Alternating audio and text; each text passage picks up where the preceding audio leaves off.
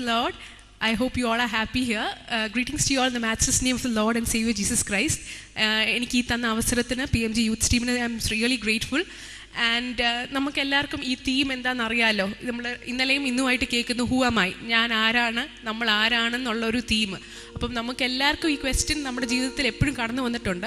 അതിനെപ്പറ്റി ഒരു ഡീറ്റെയിൽഡ് ക്ലാസ്സാണ് ഇപ്പോൾ ഡോക്ടർ നിസി എടുക്കാൻ പോകുന്നത്. ആൻഡ് PMG യൂത്ത്സിൻ്റെ whole entire team, Shibu Thomas pastor, Jobin pastor, അവരുടെ എൻറ്റയർ ടീം ഇതിനു വേണ്ടി കുറേ ഹാർഡ് വർക്ക് ചെയ്തിട്ടുണ്ട്. അപ്പോൾ ഡോണ്ട് വറി അറ്റ് ഓൾ. എല്ലാവരും ഇവിടെ വന്നിരിക്കുന്ന എല്ലാവരും, നമ്മളെല്ലാ യങ്സ്റ്റേഴ്സും we are going to be benefited, right? നമ്മളെല്ലാം അനുഗ്രഹിക്കപ്പെട്ടിട്ടല്ലേ ഇവിടുന്ന് പോകാൻ പോകുന്നേ? Yes, right? എല്ലാവർക്കും എന്തെങ്കിലും മനസ്സിലായിട്ട് വേണം ഇവിടുന്ന് പോകാനായിട്ട്. ഇവിടുന്ന് പോകുമ്പോൾ നമ്മുടെ ജീവിതത്തിൽ അത് നമ്മൾ ഇംപ്ലിമെൻറ്റ് ചെയ്യണം, നമ്മൾ കേൾക്കുന്ന സ്പിരിച്വൽ ആയിട്ടുള്ള കാര്യങ്ങളെല്ലാം. സോ നമ്മൾ ഇന്ന് നമ്മുടെ മെയിൻ തീമായ ഹൂ ആം ഐ, അതായത് നമ്മൾ ആരാണെന്നുള്ള കാര്യം നമ്മൾ പലവട്ടം നമ്മുടെ ജീവിതത്തിൽ നമ്മൾ ചിന്തിച്ചിട്ടുണ്ടാവും. അപ്പം ഞാൻ എപ്പോഴും ചിന്തിച്ചാലും എനിക്ക് ഇന്നലെ നമ്മൾ പാസ്റ്ററുകൾ പറഞ്ഞ പോലെ സിമ്പിൾ ആൻസറാണ്, I am a child of God.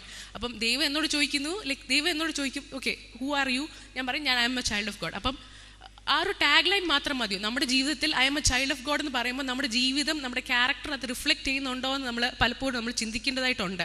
അപ്പോൾ നമ്മുടെ ക്യാരക്ടർ അത് റിഫ്ലക്റ്റ് ചെയ്യണമെങ്കിൽ നമ്മുടെ ജീവിതത്തിൽ നമ്മുടെ ഫ്രണ്ട്സിൻ്റെ അടുത്ത് അല്ലെങ്കിൽ കോളേജിൽ, സ്കൂളിൽ പോകുന്ന സ്ഥലത്തെല്ലാം I am a child of God നമ്മൾ പറയുമ്പോൾ നമ്മുടെ ലൈഫ് അത് റിഫ്ലക്റ്റ് ചെയ്യണം. അപ്പോൾ നമ്മൾ ആ ക്യാരക്ടർ അല്ലെങ്കിൽ ക്രൈസ്റ്റിലെ ക്യാരക്ടർ നമ്മുടെ ലൈഫിൽ വേണമെങ്കിൽ അതുപോലെ നമ്മൾ എല്ലാ ദിവസവും ദൈവസന്നിധി ഇരിക്കുകയും ദൈവത്തിനായിട്ടുള്ള ക്ലോസ് റിലേഷൻഷിപ്പ് ഉണ്ടാവുകയും പ്രാർത്ഥിക്കുകയും എല്ലാം നമ്മൾ ചെയ്യേണ്ടതാണ്. അപ്പോൾ ബേസിക് ക്വാളിറ്റീസ് ഞാൻ മനസ്സിലാക്കിയത് is obedience in Christ, obedience in the word of God, obeying the Holy Spirit, പരിശുദ്ധാത്മ ഒബേ ചെയ്ത് അല്ലെങ്കിൽ ദൈവം പറയുന്ന കൽപ്പനകൾ ഒബേ ചെയ്ത് ജീവിക്കുക. രണ്ടാമത്തെ കാര്യം എന്ന് പറയുന്നത് സെൽഫ് കൺട്രോൾ. ഈ ലോകത്ത് ഇപ്പം ഷേബയൊക്കെ ഇപ്പം കോളേജിലൊക്കെ പോകുന്നു, പല ടെംപ്ടേഷൻസ് നമ്മുടെ ജീവിതത്തിൽ കടന്നു വരും. അപ്പോൾ അതിലൊന്നും വീഴാതെ നമുക്കൊരു സെൽഫ് കൺട്രോൾ ഉണ്ടാവണം, അതിലൊന്നും ആ തെറ്റിലൊന്നും വീഴാതിരിക്കാൻ. അപ്പോൾ ആ ക്വാളിറ്റീസൊക്കെ ഒരു ചൈൽഡ് ഓഫ് ഗോഡിലുണ്ടെങ്കിൽ എന്നാൽ നമുക്ക് പറയാം നമ്മളൊരു ചൈൽഡ് ഓഫ് ഗോഡ് ആണെന്ന്. അപ്പം നമ്മുടെ life should detect that we are children of God. അല്ലെങ്കിൽ നമ്മൾ ഹൂ ആം ഐ എന്ന് പറയുമ്പോൾ I am a child of God നമ്മൾ പറയണമെങ്കിൽ നമ്മുടെ ലൈഫ്, നമ്മുടെ ഹാർട്ടിലും ആ ഹാർട്ട് ഷുഡ് ബി പ്യുവർ, എന്നാലേ നമുക്കത് പറയാൻ പറ്റത്തുള്ളൂ. അപ്പം ഇന്നത്തെ ഫുൾ സെഷൻ നടത്താൻ പോകുന്നത് ഡോക്ടർ നിസിയാണ്. She's a doctorate in psychology. She's a powerful woman of God. Let's whole heartly welcome her to the stage. Thank you doctor Betsy for those kind words. പ്രത്യേകിച്ച് ഈ ഒരു ജനറൽ ക്യാമ്പിൽ, PMGയുടെ general ക്യാമ്പിൽ ഇങ്ങനൊരു അവസരം തന്ന ദൈവത്തിന് സ്തോത്രം ചെയ്യുന്നു. എന്നെ ഇതിലേക്ക് ക്ഷണിച്ച പാസ്റ്റർ ജോബിൻ ജോസഫ്, അതുപോലെ മുൻ സെഷൻ എടുത്ത പാസ്റ്റർ ബിജു ജേക്കബ്, എല്ലാവരോടും ഓർത്ത് ദൈവത്തിന് നന്ദി പറയുന്നു, സ്തോത്രം ചെയ്യുന്നു. പ്രത്യേകിച്ച് PMG ലീഡർഷിപ്പ് കുഞ്ഞുങ്ങൾക്ക് വേണ്ടി ചെയ്യുന്ന ഈ ഒരു ഇൻവെസ്റ്റ്മെൻറ്റ് ഒരിക്കലും വൃഥാ ആവുന്നില്ല. നമ്മൾ പ്രത്യേകിച്ച് കുഞ്ഞുങ്ങൾക്ക് വേണ്ടി ചെയ്യുന്നത് അടുത്തൊരു ചർച്ച് ബിൽഡ് ചെയ്യുന്നത് തന്നെയാണ്. അപ്പോൾ ഈ ഒരു വേദിയിൽ ദൈവം ഒരു പ്രാവശ്യം കൂടെ ആയിരിക്കാൻ ഒരു അവസരം തന്നതിൽ ഒരു പ്രാവശ്യം നന്ദിയോടെ ഞാൻ ആയിരിക്കുകയാണ്. ഇന്ന് പ്രത്യേകിച്ച് എന്നെ ഭരമേൽപ്പിച്ചിരിക്കുന്ന ടോപ്പിക് എന്ന് പറയുന്നത് ഐഡൻറ്റിറ്റിയിൽ തന്നെ ജെൻഡർ ഐഡൻറ്റിറ്റി, സെക്ഷുവാലിറ്റി എന്നുള്ളൊരു ടോപ്പിക്കിൽ മെയിനായിട്ട് ഫോക്കസ് ചെയ്യാനാണ്. പ്രത്യേകിച്ച് നമുക്കറിയാം, നമ്മൾ ഈ ടീനേജ് പ്രായത്തിലെത്തുമ്പോൾ നമുക്ക് എല്ലാവർക്കും ഉണ്ടാവുന്ന ഒരു സംശയത്തിൻ്റെ ഏരിയയാണ്. അതിനോടൊപ്പം തന്നെ LGBTQ ഉൾപ്പെടെ മറ്റ് ഏരിയാസിലും നമ്മൾ പലപ്പോഴും ഈ പ്രായത്തിലെത്തുമ്പോൾ നമുക്ക് പല സംശയങ്ങളുണ്ടാവും. പക്ഷേ ഈ ഒരു ടോപ്പിക്ക് പ്രത്യേകിച്ച് ചർച്ചിലൊന്നും അധികം ചർച്ച ചെയ്യപ്പെടാത്തതുകൊണ്ട് തന്നെ നമ്മൾ മുമ്പേ പാസ്റ്റർ വെച്ചപ്പോൾ നമ്മൾ പാസ്റ്റർമാരോടും അല്ലെങ്കിൽ ചർച്ച് ലീഡേഴ്സിനോടൊന്നും ഇത് സംശയ നിവാരണമൊന്നും നടത്താൻ പോകാറില്ല. അതുകൊണ്ട് തന്നെ നമ്മൾ നമ്മുടെ കൂട്ടുകാരോടോ അല്ലെങ്കിൽ നെറ്റിലോ ഒക്കെ നോക്കി നമ്മളുടെ സംശയങ്ങൾ അതിൻ്റെ അടിസ്ഥാനത്തിൽ മുൻപോട്ട് പോയി പല തെറ്റുകളിലും ഒക്കെ അകപ്പെട്ട് നമ്മുടെ ജീവിതമൊക്കെ പരാജയത്തിലേക്ക് പോകാനൊക്കെ ചാൻസ് വളരെ അധികമുള്ള ഒരു ഏരിയയിലാണ്, പ്രത്യേകിച്ച് ടീനേജ് ഈ ഒരു പ്രായത്തിൽ. അതുകൊണ്ട് തന്നെ ഈ ഒരു ഏരിയയും അതിനോടൊപ്പം നമ്മുടെ ഈ പ്രായത്തിൽ സാധാരണ നമ്മൾ അഭിമുഖീകരിക്കുന്ന എല്ലാ ടെംപ്റ്റേഷൻസ് ആയിക്കോട്ടെ, എല്ലാ സ്ട്രഗിളും അതെങ്ങനെ തരണം ചെയ്യണം, അത് എന്തുകൊണ്ടാണ് വരുന്നത്, അതെങ്ങനെ അതിനെ ഓവർകം ചെയ്യാം, അതിനുള്ള സൊല്യൂഷൻ എന്താണ് എന്നൊക്കെയാണ് നമ്മൾ ഇന്നത്തെ സെഷനും കൊണ്ട് നമ്മൾ കാണാൻ പോകുന്നത്. പക്ഷേ ഇത് നമുക്ക് മനസ്സിലാകണമെങ്കിലും നമുക്ക് തിരിച്ചറിയണമെങ്കിലും ഇതിൻ്റെ ആഴം നമുക്ക് ഗ്രഹിക്കണമെങ്കിലും നമുക്ക് കർത്താവിൻ്റെ സഹായം, പരിശുദ്ധാത്മാവ് നമ്മുടെ ഉള്ളിൽ പ്രവർത്തിച്ച് അത് ഗ്രഹിപ്പിച്ച് തന്നാലേ കഴിയത്തുള്ളൂ. അതുകൊണ്ട് ഇവിടെ ഇരിക്കുന്ന എല്ലാവരും ഇന്ന് പറയാൻ പോകുന്ന ഏതെങ്കിലും ഒക്കെ തരത്തിൽ നമ്മൾ പേഴ്സണലി സീക്രട്ടായിട്ടൊക്കെ സ്ട്രഗിൾ ചെയ്യുന്നവരായിരിക്കാം. ഇന്ന് നിങ്ങളിവിടുന്ന് കടന്നു പോകുമ്പോൾ ഇതിനകത്തുനിന്ന് പുറത്ത് വരാൻ എനിക്കിടയാക്കണമെന്ന് സാധാരണ നമ്മൾ പ്രാർത്ഥിക്കുന്നതല്ല. ഈ ഒരു നിമിഷം നമ്മൾ പ്രാർത്ഥിക്കാൻ പോകുമ്പോൾ, കർത്താവെ ഞാൻ പേഴ്സണലി സ്ട്രഗിൾ ചെയ്യുന്ന ഇഷ്യൂ എനിക്ക് മാത്രമേ അറിയത്തുള്ളൂ. അത് ഇന്ന് ഈ ക്യാമ്പിൽ നിന്ന് കടന്നു പോകുമ്പോൾ, അല്ലെങ്കിൽ നാളെയും കൊണ്ട് തീരുന്ന ഈ ക്യാമ്പിൽ നിന്ന് കടന്നു പോകുമ്പോൾ ഇനിയും അതെന്നെ വേട്ടയാടാൻ അനുവദിക്കല്ലേ, അതിനെ ഓവർകം ചെയ്യാനുള്ള ഒരു തിരിച്ചറിവോടെ, ഒരു പ്രാപ്തിയോടെ കടന്നു പോകാൻ എന്നെ ഇടയാക്കണമേ എന്നൊരു ആത്മാർത്ഥമായിട്ടൊരു പ്രാർത്ഥന നമ്മൾ ഓരോരുത്തരും ചെയ്യാൻ പോവാണ്. ഞാൻ വിശ്വസിക്കുന്നു ആ ഒരു ആത്മാർത്ഥമായ ഒരു പ്രാർത്ഥന, ആ ഒരു ആഗ്രഹം കർത്താവ് കാണുന്നു. അത് നിങ്ങൾക്ക് ദൈവം ചെയ്തു തരാൻ വിശ്വസ്തനാണ്.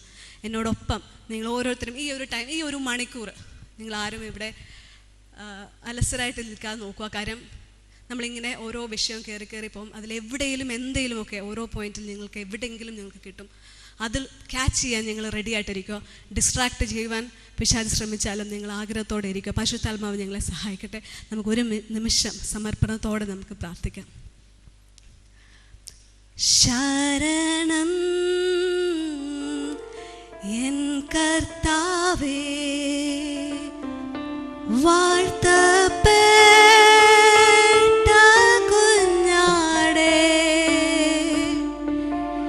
താഴ്മയായി കുമ്പിടുന്നു, രക്ഷിക്കാൻ എന്നെ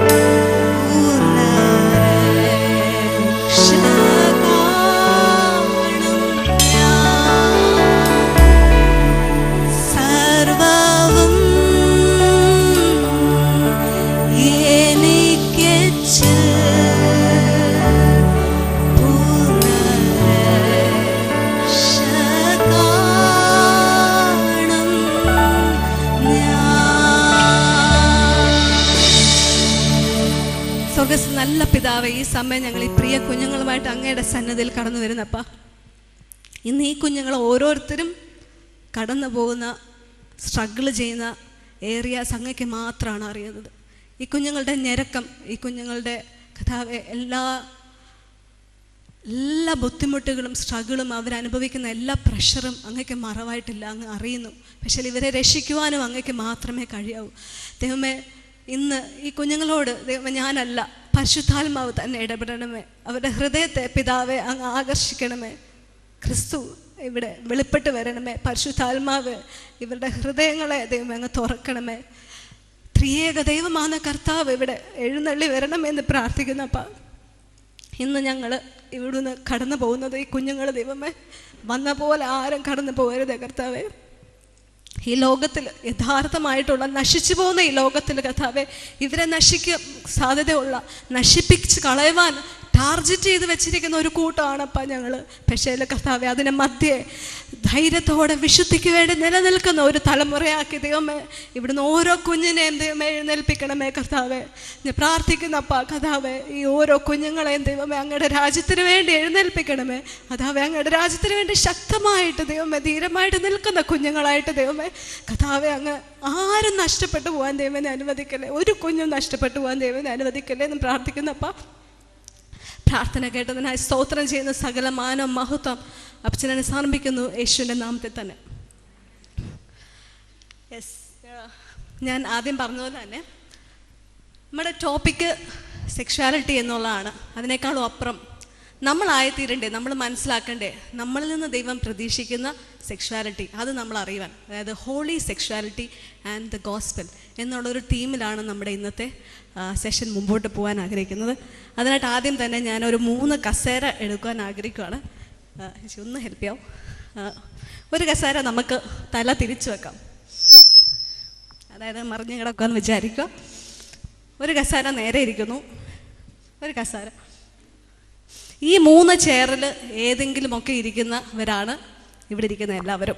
ഓക്കെ, അപ്പം നമ്മൾ ലോകത്തിൻ്റെ ദൃഷ്ടിയിൽ ഈ തല തിരിഞ്ഞിരിക്കുന്ന കസാരയിൽ ഇരിക്കുന്നത് പോലെ ഇവിടെ എല്ലാം എനിക്ക് കുടയില്ലാത്തതുകൊണ്ട് നിങ്ങൾ ഇമാജിൻ ചെയ്യുക, ഇതിനെല്ലാം ഇതിൻ്റെ കീഴേ ഇരിക്കുന്ന ഇതിൻ്റെ അടുത്ത് ഓരോ കുടക്കീഴിലിരിക്കുന്നവരായിട്ട് ഇമാജിൻ ചെയ്യുക. ഓക്കെ, ഈ കുടക്കീഴിലിരിക്കുന്നത് തല തിരിഞ്ഞിരിക്കുന്ന ഒരു കുടക്കീഴിലിരിക്കുന്നവരായിട്ടും ഈ കസാരയിലിരിക്കുന്നത് ഈ കുട ഇതിൻ്റെ മുകളിൽ ഉള്ള കുടയെന്ന് പറയുന്നത് ഇവിടെ ഇരിക്കുന്നവർ കുടയുണ്ട്, പക്ഷേ അനേകമായിട്ടുള്ള കിഴുത്തുകൾ അല്ലെ ഹോൾസ് ഉള്ള കുടയുടെ അടിയിൽ ഇരിക്കുകയാണ്. അവിടെ മഴ പെയ്താലും ഇവർ നനഞ്ഞുകൊണ്ടേയിരിക്കും.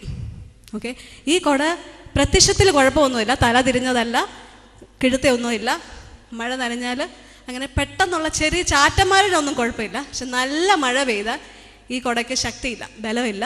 അതുകൊണ്ട് എപ്പം വേണ്ടലും തകരാവുന്ന ഒരു കുടക്കീഴിലിരിക്കുന്ന കൂട്ടരാണ് ഈ കസാരയിലിരിക്കുന്നത്. ഓക്കെ, അപ്പോൾ ഈ 3 തരത്തിലുള്ള കസാര കുടക്കീഴിലിരിക്കുന്ന ഓരോ കൂട്ടരെ നമുക്ക് കാണാൻ പോവാണ്. എന്തുകൊണ്ട് ആ ഇതിലാവുന്നു അതെല്ലാം തുടർന്ന് നമ്മൾ സ്റ്റെപ്പ് ബൈ സ്റ്റെപ്പ് കാണുന്നു. ആദ്യത്തെ കുട, അതായത് തല തിരിഞ്ഞിരിക്കുന്ന കുട കീഴിലിരിക്കുന്ന പോലെ മനുഷ്യൻ അല്ലെങ്കിൽ ലോകം വീക്ഷിക്കുന്ന അല്ലെങ്കിൽ കാണപ്പെടുന്ന കൂട്ടരാണ് LGBTQ+++. ഓക്കെ, അതിനകത്ത് വരുന്ന കൂട്ടരെ ഞാൻ പരിചയപ്പെടുത്താൻ പോവാണ്. ഓക്കെ, ഇതിനകത്ത് നമുക്കെല്ലാം പരിചിതമാണ്. ഈ വേർഡ്സും ഇതിനകത്തെ ഓരോ ടേംസും നിങ്ങൾക്ക് എല്ലാം അറിയാവുന്നവരാണ്. പക്ഷേ ഞാൻ പെട്ടെന്ന് അറിയാവുന്ന അല്ലെങ്കിൽ അതിനെപ്പറ്റിയുള്ള ഒത്തിരി കൺഫ്യൂഷൻസ് ഉണ്ടായതുകൊണ്ട് പെട്ടെന്ന് അതിനെപ്പറ്റി ഒന്ന് പറഞ്ഞ് അതിനെപ്പറ്റിയുള്ള സത്യാവസ്ഥ നിങ്ങൾ അറിയാൻ വേണ്ടി ഞാൻ ഓരോന്നും എക്സ്പ്ലെയിൻ ചെയ്യാണ്.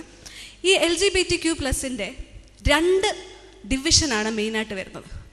അല്ലെങ്കിൽ 2 കൺഫ്യൂഷൻ ഉണ്ടാകുന്ന ഏരിയാസാണ് ഈ കാറ്റഗറിയിൽ പെടുന്നവരെ പറഞ്ഞേക്കുന്നത്. അതായത് LGBTQIനകത്തെ Tയും Iയും എന്ന് പറയുന്നത് ജെൻഡർ ഐഡൻറ്റിറ്റിയിൽ വരുന്ന കൺഫ്യൂഷൻ. ഓക്കെ, ഈ ജെൻഡർ ഐഡൻറ്റിറ്റിയിൽ വരുന്ന കൺഫ്യൂഷൻകാരെ ട്രാൻസ്ജെൻഡേഴ്സും ഇൻ്റർസെക്ഷൽ എന്നും പറയുന്നു. അതിനോടൊപ്പം ബാക്കിയുള്ള Lഉം Gയും Bയും Qയും Aയും +++ എല്ലാം സെക്ഷൽ ഓറിയൻറ്റേഷനിൽ വരുന്ന കൺഫ്യൂഷൻ അല്ലെങ്കിൽ ഒരു വേർതിരിവ് അല്ലെങ്കിൽ മാറ്റത്തിൽ വരുന്നവരെയാണ് അതിൽ വരുന്നത്. ഓക്കെ, അപ്പം എന്താണ് ഇത് രണ്ടുമെന്ന് നമ്മൾ വ്യത്യസ്തമായിട്ട് കാണാൻ പോവാണ്. ഫസ്റ്റ്, ജെൻഡർ ഐഡൻറ്റിറ്റി വരുന്ന ഇത്. അപ്പം നമ്മൾ ജെൻഡർ ഐഡൻറ്റിറ്റി എന്ന് പറയുമ്പോൾ എന്താണെന്ന് നമ്മൾ ഫസ്റ്റ് മനസ്സിലാക്കിയാലേ ഇത് വ്യക്തമായിട്ട് മനസ്സിലാകത്തുള്ളൂ. പെട്ടെന്ന് മനസ്സിലാവുന്ന ഭാഷയെ പറഞ്ഞാൽ, ജനിച്ച് വീഴുന്ന ഒരു കുഞ്ഞ് അത് അസൈൻഡ് ആ സമയത്ത് അസൈൻഡ് ആവുന്നത് നമുക്ക് എല്ലാവർക്കും അറിയാം. ഒന്നിൽ ബേബി ബോയ് അല്ലെങ്കിൽ ബേബി ഗേൾ. ഓക്കെ, ഇനി ഈ ജെൻഡർ എന്ന വാക്ക് ഇവർ ഉദ്ദേശിക്കുന്നതെന്ന് ചോദിച്ചാൽ ഈ ബേബി ബോയ് ഗേൾ അല്ലെങ്കിൽ വളർന്നു വരുമ്പോൾ ഒരു കൗമാരപ്രായം അല്ലെങ്കിൽ ഇച്ചിരി വലുതായി കഴിയുമ്പോൾ അവരുടെ ഉള്ളിൽ ഫീൽ ചെയ്യുന്ന എന്താണോ, അവരുടെ ഉള്ളിൽ ഉണ്ടാകുന്ന ആ ഫീലിങ്സ് എന്താണോ, ഞാൻ ഒരു പെണ്ണായിരിക്കെ ആണാണെന്ന് തോന്നുവാണെങ്കിൽ അതിനെ ആ ഒരു ഫീലിങ്സിനെയാണ് ജെൻഡർ എന്ന് പറയുന്ന വാക്കുകൊണ്ട് ഉദ്ദേശിക്കുന്നത്. ഓക്കെ, അപ്പോൾ ഈ ജെൻഡറും ബർത്തിൽ അസൈൻ ചെയ്ത സെക്സും ഫീമെയിൽ ഓർ മെയിൽ ഇതും തമ്മിൽ വ്യത്യസ്തതയോ ഈ ഫീലിങ്സോ ഒരേപോലെ, ഞാൻ പെണ്ണായിരിക്കെ പെണ്ണ് പോലെ തന്നെ ആണ് എനിക്ക് ഫീൽ ചെയ്യുന്നതെങ്കിൽ ഞാൻ ഒരു ട്രാൻസ്ജെൻഡർ കമ്മ്യൂണിറ്റിയിൽ പെടുന്നില്ല. പക്ഷേ ഇവിടെ തന്നെ ഇനി ഈ ട്രാൻസ്ജെൻഡർ കമ്മ്യൂണിറ്റിയുടെ സത്യാവസ്ഥ നിങ്ങൾ ഒരു പടി മനസ്സിലാക്കണം. അതായത് ഇവർ ജനിച്ച് വീഴുമ്പോൾ നമുക്ക് എല്ലാവർക്കും ഒരു കൺഫ്യൂഷനാണ്, ഇവർ ജനിക്കുമ്പോഴേ ഇങ്ങനെയാണോ കർത്താവ്, അങ്ങനെ അവരെ ജനിപ്പിച്ചെങ്കിൽ നമുക്ക് അവരെ നമുക്ക് അല്ലെങ്കിൽ അവരെ നമുക്ക് കുറച്ചും കൂടെ അവരെ കുറ്റപ്പെടുത്തരുതല്ലോ, അല്ലെങ്കിൽ അത് അവരുടെ നാച്ചുറലായിട്ടുള്ളതല്ലേ എന്നൊക്കെ നമുക്ക് ചിന്തിക്കാൻ സാധ്യതയുണ്ട്. പക്ഷേ ഇവരുടെ ഈ ഒരു കമ്മ്യൂണിറ്റിയുടെ സത്യാവസ്ഥ എന്ന് പറഞ്ഞാൽ ഇവർ ജനിച്ച് വീഴുമ്പോൾ ഐദർ അവർ ബോയ് അല്ലെങ്കിൽ ഗേൾ തന്നെയാണ്. പക്ഷേ ഈ കൗമാരം അവരുടെ ആ വളർന്ന സാഹചര്യം അല്ലെങ്കിൽ അവരെ വളർത്തിക്കൊണ്ട് വന്ന സമയത്ത് ഉണ്ടായ ചില അബ്യൂസസോ അല്ലെങ്കിൽ പല പല കാരണങ്ങളാണ് ഇൻഫ്ലുവൻസിങ് ഫാക്ടേഴ്സ് ആയിട്ടുള്ളത്. ഇതുകൊണ്ടെല്ലാം കൊണ്ട് തന്നെ ഒരു കൗമാരപ്രായം അല്ലെങ്കിൽ കുറച്ച് വലുതാകുമ്പോൾ ഇവർക്ക് തോന്നും ഒരു പെണ്ണായിരിക്കും എനിക്കൊരാണാണെന്ന് തോന്നും, അല്ലെങ്കിൽ പെണ്ണായിരിക്കും എനിക്കൊരാണാണെന്ന് തോന്നും എന്നൊക്കെയുള്ളൊരു നേരെ തിരിച്ചു. ഓക്കെ, അങ്ങനെ തോന്നി. ഈ തോന്നലിൻ്റെ ബേസിൽ നമ്മളൊരു സ്റ്റെപ്പ് മുമ്പോട്ടെടുത്ത് വെക്കുകയാണ്. ഇവരൊരു ഒരു സ്റ്റെപ്പ് എടുത്ത് വെക്കുകയാണ്. അതായത് ഹോർമോണൽ തെറപ്പി. ഞാനൊരു പെണ്ണായിരിക്കെ ആണാണെന്ന് തോന്നുകയാണെങ്കിൽ എനിക്ക് വോയിസ് തെറപ്പി പോകാം. അതിനുള്ള ഹോർമോണൽ തെറപ്പി എടുത്താൽ എനിക്ക് ആണിൻ്റെ ക്യാരക്ടേഴ്സ് ഫീച്ചേഴ്സ് എന്നിൽ വന്നുകൊണ്ടിരിക്കും. അതിനോടൊപ്പം അതിനപ്പുറം ഒരു സ്റ്റെപ്പ് കൂടെ പോകണമെന്ന് തോന്നിയാൽ അവരതിൻ്റെ സർജറികൾ നടത്തും.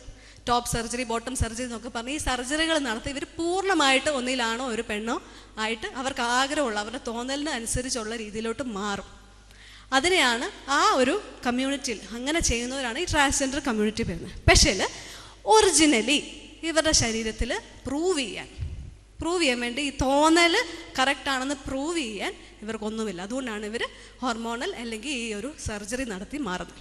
ഓക്കെ, ഇനി പിന്നെ നമുക്ക് തോന്നും അപ്പോൾ ശരിക്കും ജനിച്ച് വീഴുമ്പോഴേ ഉള്ളവരുണ്ടോ എന്നൊക്കെയുള്ള. അപ്പോൾ അത് ഇൻ്റർസെക്സ് എന്ന് പറഞ്ഞൊരു ഗ്രൂപ്പുണ്ട്. അത് ജനിച്ച് വരുന്ന കുഞ്ഞുങ്ങളിൽ 2%, ലെസ് ദാൻ 2% ഉള്ള കുഞ്ഞുങ്ങളാണ്.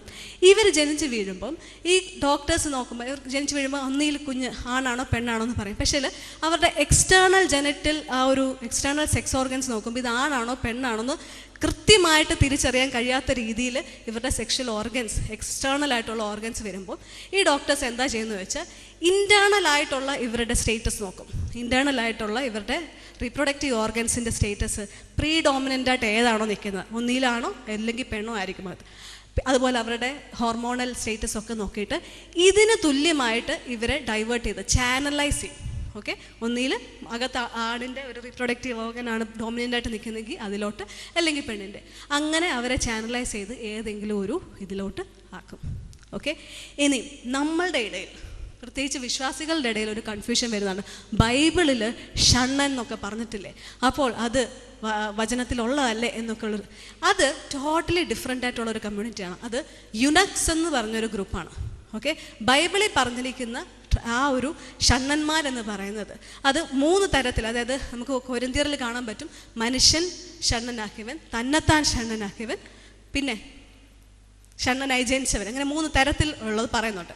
ഇതെന്ന് പറഞ്ഞാൽ ഇത് ഈ ട്രാൻസ്ജെൻഡർ കമ്മ്യൂണിറ്റിയിലോ ഇൻ്റർസെക്സിലോ വരാതെ വേറൊരു കമ്മ്യൂണിറ്റിയാണ്. അതെന്ന് പറയുന്നത്, ഒന്ന്, പണ്ടത്തെ കാലങ്ങളിൽ രാജാക്കന്മാരുടെയൊക്കെ കാലത്ത് രാജ്ഞികൾക്ക് സുരക്ഷത ഉണ്ടാക്കുവാൻ അല്ലെങ്കിൽ അവരുടെ സുരക്ഷ ഉറപ്പിക്കുവാൻ വേണ്ടി ഇപ്പം നമുക്കറിയാം എസ്തേർ രാജ്ഞിയൊക്കെ നോക്കിയത്, അല്ലെങ്കിൽ ഒരു മെയിൻ അധികാരിയായിട്ട് നോക്കാൻ, അവളുടെ കാര്യങ്ങളെല്ലാം ചെയ്തു കൊടുക്കാൻ ഒരു ഷണ്ണനെയാണ് നിയമിച്ചിരിക്കുന്നത്. അപ്പോൾ ഈ രാജ്ഞികൾക്ക് ഒരു പ്രശ്നം ഉണ്ടാവാൻ, ഒരു ത്രെറ്റ് ആവാതിരിക്കാൻ വേണ്ടി ഇത്തരത്തിലുള്ള ആ ഒരു അസൈൻമെൻ്റ് ഉള്ളവരുടെ അത്തരത്തിലുള്ള റീപ്രൊഡക്റ്റീവായിട്ടുള്ള ഫങ്ഷനിങ്ങിനെ ഡിസേബിൾ ചെയ്യും. അവരാണ് മനുഷ്യനാൽ ഷണ്ണരാക്കിയവർ. ഓക്കെ, പിന്നെ വേറെ കൂട്ടരുണ്ട്, സ്വയം എനിക്ക് ഇത്തരത്തിലുള്ള ഒരു ഇതിലേക്ക് പോകണ്ട എന്ന്, ഇത്തരത്തിലുള്ള ഒരു പ്ലഷറിലേക്കോ അത്തരത്തിലുള്ള ഒരു മാരേജ് ഇതിലോട്ട് പോകണ്ട എന്ന് പറഞ്ഞ് സ്വയം അവരുടെ റീപ്രൊഡക്റ്റീവ് ഓർഗൻസിനെ ഡിസേബിൾ ചെയ്ത് അവർ തന്നെ ആക്കുന്നൊരു. അതിനൊപ്പം തന്നെ ചിലർക്ക് ജനിച്ച് വീഴുമ്പോൾ ഈ മെറ്റ് ഡിസബിലിറ്റി അല്ലെങ്കിൽ മെറ്റ് ഓർഗൻസിനുള്ള ഡിസ്ഫങ്ഷനിങ് പോലെ തന്നെ റീപ്രൊഡക്റ്റീവ് ഓർഗൻസിന് ഡിസ്ഫങ്ഷൻ ഉണ്ടായി ഇത്തരത്തിലുള്ള ഫങ്ഷനിങ് പോസിബിൾ അല്ലാത്തവരുണ്ട്. അതാണ് ഇവിടെ പറഞ്ഞിരിക്കുന്നത്. ഓക്കെ, അപ്പോൾ ഈ 3 തമ്മിലുള്ള ഒരു കൺഫ്യൂഷൻ നമ്മളുണ്ടാവരുത്. ഇത് ഇത് 3 വ്യത്യസ്തമായിട്ടുള്ള ഗ്രൂപ്പാണ്. ഇനി അടുത്ത ഉള്ളൊരു കാര്യമാണ് സെക്ഷൽ ഓറിയൻറ്റേഷനിലുള്ള.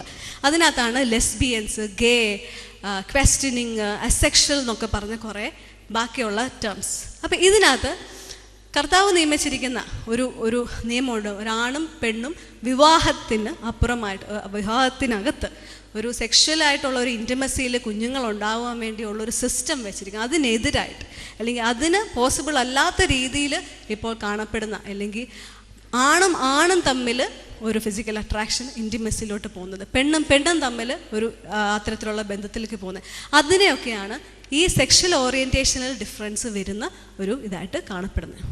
ഓക്കെ, അപ്പം ഈ ഒരു എന്താ പറയുന്നത്, ഒരു ഡിഫറൻസ് ആയിട്ട് നമുക്ക് ഒരു ടിപ്പിക്കലായിട്ട് പോകുന്ന രീതിയിൽ നിന്ന് തിരിഞ്ഞ് ഇരിക്കുന്നതായിട്ട് നമുക്ക് പെട്ടെന്ന് മനസ്സിലാക്കാൻ വേണ്ടി മാത്രമാണ് ഞാൻ ഈ കൊടക്കീഴ് ഉദ്ദേശിച്ചത്. ഇനി അടുത്ത കൊടക്കീഴ് നമ്മൾ സാധാരണ പുറത്ത് പറയാൻ മടിക്കുന്നതും നമ്മൾ അതിൽ സഫർ ചെയ്യുന്നുണ്ടെങ്കിലും നമ്മളത് കവർ ചെയ്യാൻ എളുപ്പമുള്ള ഒരു മേഖലയാണ്. ഓക്കെ, അതിനകത്ത് അപ്പം നമുക്കൊരു ചോദ്യം ഉണ്ടാകും, ശരി, ഹോമോസെക്ഷാലിറ്റി, ആണും പെണ്ണും തമ്മിലുള്ളത് ശരിയല്ല, എന്നാൽ ആണും പെണ്ണും ഉള്ളത് എല്ലാം ശരിയാണോ, എല്ലാം ഓക്കെ ആണോ, അതെല്ലാം ബിബ്ലിക്കലി അല്ലെങ്കിൽ ദൈവത്തിൻ്റെ മുമ്പിൽ അത് കറക്റ്റാണോ, പാപമാണോ എന്നൊക്കെയുള്ള പല ചിന്ത വരാം. അതാണ് നമ്മൾ ഈ കസേരയുടെ അടിയിൽ കാണാൻ പോകുന്നത്. അതായത് കുടയിൽ കുറേ ഹോൾസുമായിട്ടിരിക്കുന്ന കുറേ പേര്, അല്ലെങ്കിൽ കുടയിൽ മഴ പെയ്യുമ്പോൾ നനഞ്ഞുകൊണ്ടിരിക്കുന്ന കൂട്ടരെ നമുക്കൊന്ന് കാണാം. ഓക്കെ, അതിൽ extra marital affair, pre marital affair, pornography, masturbation ഇനിയും സെക്ഷലായിട്ടുള്ള അബ്യൂസ്ഡ് ആയിട്ടുള്ളത് കാരണം അനുഭവിക്കുന്ന ഇഷ്യൂസ്. ഇതിലുള്ളവരെല്ലാം നമുക്ക് ഈ ഒരു കസേരയിലൊന്ന് കൊണ്ടിരുത്താം. ഓക്കെ, ഇതിൻ്റെ ഒരു പ്രത്യേകത എന്ന് പറഞ്ഞത്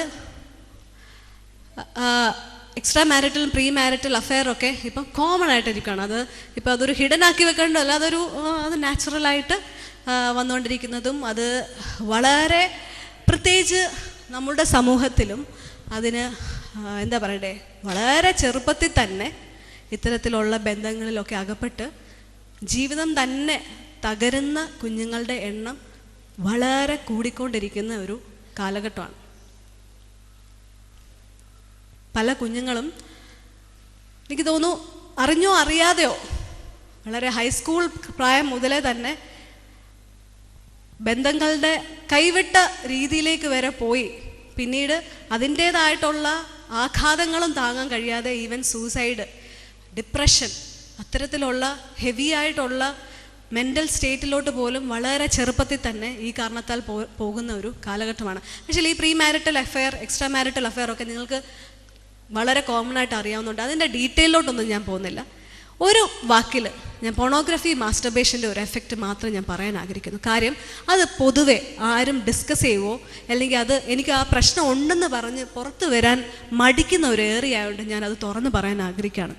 ആരെങ്കിലും എന്നെ ഈ കേൾക്കുന്നവർ ഈ രണ്ട് കാര്യത്തിൽ സ്വയം ഭോഗം ചെയ്ത് അതിൽ അഡിക്റ്റഡ് ആയിട്ടുള്ളവരോ തെറ്റായിട്ടുള്ള അശ്ലീലമായിട്ടുള്ള ചിത്രങ്ങളോ വീഡിയോസോ കണ്ട് അതിൽ അഡിക്റ്റ് ആയിട്ടുള്ളവരോ ദയവ് ചെയ്ത് എന്നെ ഈ സമയത്ത് ഒന്ന് ശ്രദ്ധിക്കുക. നിങ്ങൾ വിചാരിക്കുന്നതിനേക്കാളും വളരെയധികം അപകടകരമായ നിങ്ങളെ കൊന്നുകൊണ്ടിരിക്കുന്ന ഒരു വലിയൊരു പകർച്ചവ്യാധിയാണിത്. ഇത് ആണുങ്ങളും പെണ്ണുങ്ങൾക്കും വ്യത്യാസമില്ലാതെ ഇത് പകർന്നുകൊണ്ടിരിക്കുന്നു. അതിനൊപ്പം പ്രായവ്യത്യാസമില്ലാതെ. കഴിഞ്ഞ ദിവസം എൻ്റെ അടുത്ത് വന്നൊരു കുഞ്ഞ് രണ്ടാം ക്ലാസ്സിൽ പഠിക്കുമ്പം അറിയാതെ ആ സമയത്ത് കുഞ്ഞിന് കോവിഡ് ടൈം ആയതുകൊണ്ട് ഫോൺ കിട്ടുമായിരുന്നു. അപ്പം ഈ പറയുന്ന പോലെ പോപ്പപ്പ് വീഡിയോസ് കണ്ട് തുടങ്ങിയതാണ് രണ്ടാം ക്ലാസ്സിൽ. പക്ഷേ അത് കുഞ്ഞ് ഞാൻ കാണുമ്പോൾ 5ാം ക്ലാസ്സിലായി. അന്ന് മുതലേ ഈ പൊണോഗ്രഫിയിൽ അഡിക്റ്റ് ആയിട്ട് ആ കുഞ്ഞിന് എങ്ങനെയാണ് അതിന് പുറത്ത് വരേണ്ടതെന്ന് അറിയത്തില്ല, എന്താണ് കാണുന്നതെന്നൊന്നും ആദ്യം മനസ്സിലായില്ല, പിന്നെ അതിന് മനസ്സിലായി. പക്ഷെ പുറത്ത് വരാൻ പറ്റാത്തൊരവസ്ഥയിലേക്ക് ആ കുഞ്ഞ് നീങ്ങി. പക്ഷേ ആക്സിഡൻ്റായിട്ട് ഈ കുഞ്ഞിനെ പോലെ ഇതിനകത്ത് പെടുന്നവരുണ്ട്. മറ്റ് പിയർ പ്രഷറിൻ്റെ ഒരു പ്രഷർ കാരണം അവർ എക്സ്പോസ് ചെയ്യുന്ന മെറ്റീരിയൽ അല്ലെ പോൺ മെറ്റീരിയൽ കാരണം ഇതിലകപ്പെട്ടവരൊക്കെയാണ്, എല്ലാം ഉണ്ട്. പക്ഷേ ഇതിൻ്റെ എല്ലാ കോൺസിക്വൻസും ഇതിൻ്റെ എഫക്റ്റും കോമൺ ആണ്. ഇത് ഒന്ന് ബിബ്ലിക്കലി ഉള്ള സ്റ്റാൻഡേർഡ് ഞാൻ അടുത്തത് പറയാം. അതിന് മുമ്പ് നമ്മുടെ ബ്രെയിനിനകത്ത് ഇതെന്താണ് ചെയ്യുന്നത്, നമ്മുടെ ഫാമിലി ലൈഫിൽ ഇതെന്താണ് ചെയ്യുന്നതെന്നൊന്നും നമുക്ക് മനസ്സിലാക്കാം. ഓക്കെ, ഒന്ന് ഈ ഫോണിൻ്റെ അഡിക്ഷൻ അല്ലെങ്കിൽ ഇത്തരത്തിലുള്ള പോൺ മെറ്റീരിയൽ നമ്മുടെ ബ്രെയിനിനെ സ്ട്രക്ചറലി ആൻഡ് ഫങ്ഷണലി മാറ്റിക്കൊണ്ടിരിക്കുകയാണ്. ഓക്കെ, ഇത്തരത്തിലുള്ള മെറ്റീരിയൽ കാണുന്നവർ ഓർക്കുക, നിങ്ങളുടെ ബ്രെയിനിനെ മാറ്റത്തക്കോണം ശക്തിയുള്ളതാണ് നിങ്ങൾ ഈ കാണുന്ന ഓരോ മെറ്റീരിയൽ എന്ന് ഓർക്കുക. കാര്യം നിങ്ങൾ ഒരു പക്ഷേ ശ്രദ്ധിച്ചാൽ മനസ്സിലാവും, കാണുന്നവർ ആരെങ്കിലും ഉണ്ടെങ്കിൽ ഒന്ന് ശ്രദ്ധിച്ചാൽ മനസ്സിലാവും.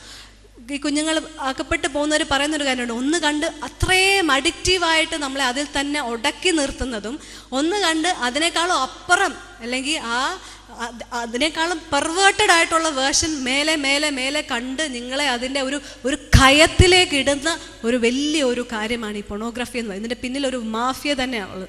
അതിനോടൊപ്പം നിങ്ങൾ വളരെയധികം ചിന്തിക്കേണ്ട ഒരു കാര്യമാണ് ഇത്. നിങ്ങൾ വിചാരിക്കാൻ കല്യാണം കഴിഞ്ഞാൽ അങ്ങ് ശരിയാവണം. നെവർ. ഈ ഒരു പ്രശ്നം നിങ്ങൾ അതിന് മുമ്പ് അനുഭവിക്കുന്നുണ്ടെങ്കിൽ അതിനൊരു സൊല്യൂഷൻ ആകാതെ ദയവ് ചെയ്ത് നിങ്ങൾ ഒരു വിവാഹത്തിലേക്ക് അതിൻ്റെ ഒരു ഹീലിംഗ് നിങ്ങൾക്ക് ആവശ്യമാണെങ്കിൽ അതിന് വഴിയുണ്ട്. There is a way out. അതിൽ പോകണം. There is A recovery, there is A path out. Okay, പക്ഷേ വിവാഹത്തിന് അനന്തരമായിട്ട് ഇത് വളരെയധികം കുടുംബത്തിനെ ബാധിക്കുകയാണ്. കാരണം നമുക്കറിയാം, നിങ്ങൾക്ക് പ്രത്യേകിച്ച് ആൺപിള്ളേർക്കൊക്കെ അറിയാമല്ലോ, നമ്മൾ സാധാരണ പറയുമല്ലോ ഒരു പെഗ് അടിക്കുമെന്നൊക്കെ പറയുമല്ലോ. അപ്പോൾ ആദ്യമേ ഒരു പെഗ് അടിക്കുമ്പം കിട്ടുന്ന ഒരു കിക്ക് അടുത്ത പ്രാവശ്യം കിട്ടുമോ? എല്ലാവരും പറയും അല്ലേ, ആദ്യത്തേത് പോരാ, അതിനപ്പുറം 2 പെഗ്ഗാണ്. ആ സെയിം എഫക്റ്റ്, അതായത് നമ്മുടെ ബ്രെയിനിൽ ഡൊപ്പമിൻ എന്ന് പറഞ്ഞ ഒരു ന്യൂറോ ട്രാൻസ്മിറ്റർ, ഒരു കെമിക്കൽ ഇങ്ങനെ റിലീസ് ചെയ്തുകൊണ്ടിരിക്കുക ഓരോ പ്രാവശ്യവും നമ്മളിങ്ങനെ ഓരോ കാര്യങ്ങൾ ചെയ്യുമ്പോൾ. അപ്പം അത് ഈ പൊണോഗ്രഫിയിൽ മാത്രമല്ല, എന്ത് ഒരു അഡ്വഞ്ചറസ് ആയിട്ടുള്ള കാര്യം ചെയ്യുമ്പോൾ എല്ലാം ഒരു സന്തോഷം കിട്ടുന്നത് ഈ ഡൊപ്പമിൻ്റെ എഫക്റ്റാണ്.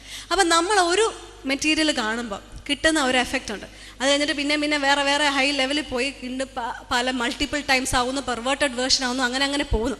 ഇതെല്ലാം കഴിഞ്ഞായിരിക്കും നിങ്ങൾ ഒരു റിയാലിറ്റിയിലോട്ട് കടന്നു വന്ന് വിവാഹത്തിലേക്ക് കടന്നപ്പെടുന്നത്. അപ്പോൾ ഈ ഷുഗർ സ്പൈക്ക് എഫക്റ്റ് എന്ന് പറയും. അതായത് നിങ്ങളൊരു മുട്ടായി കഴിച്ചിട്ട് ഒരു ചായ കുടിച്ചാൽ അതിന് മധുരമുണ്ടോ?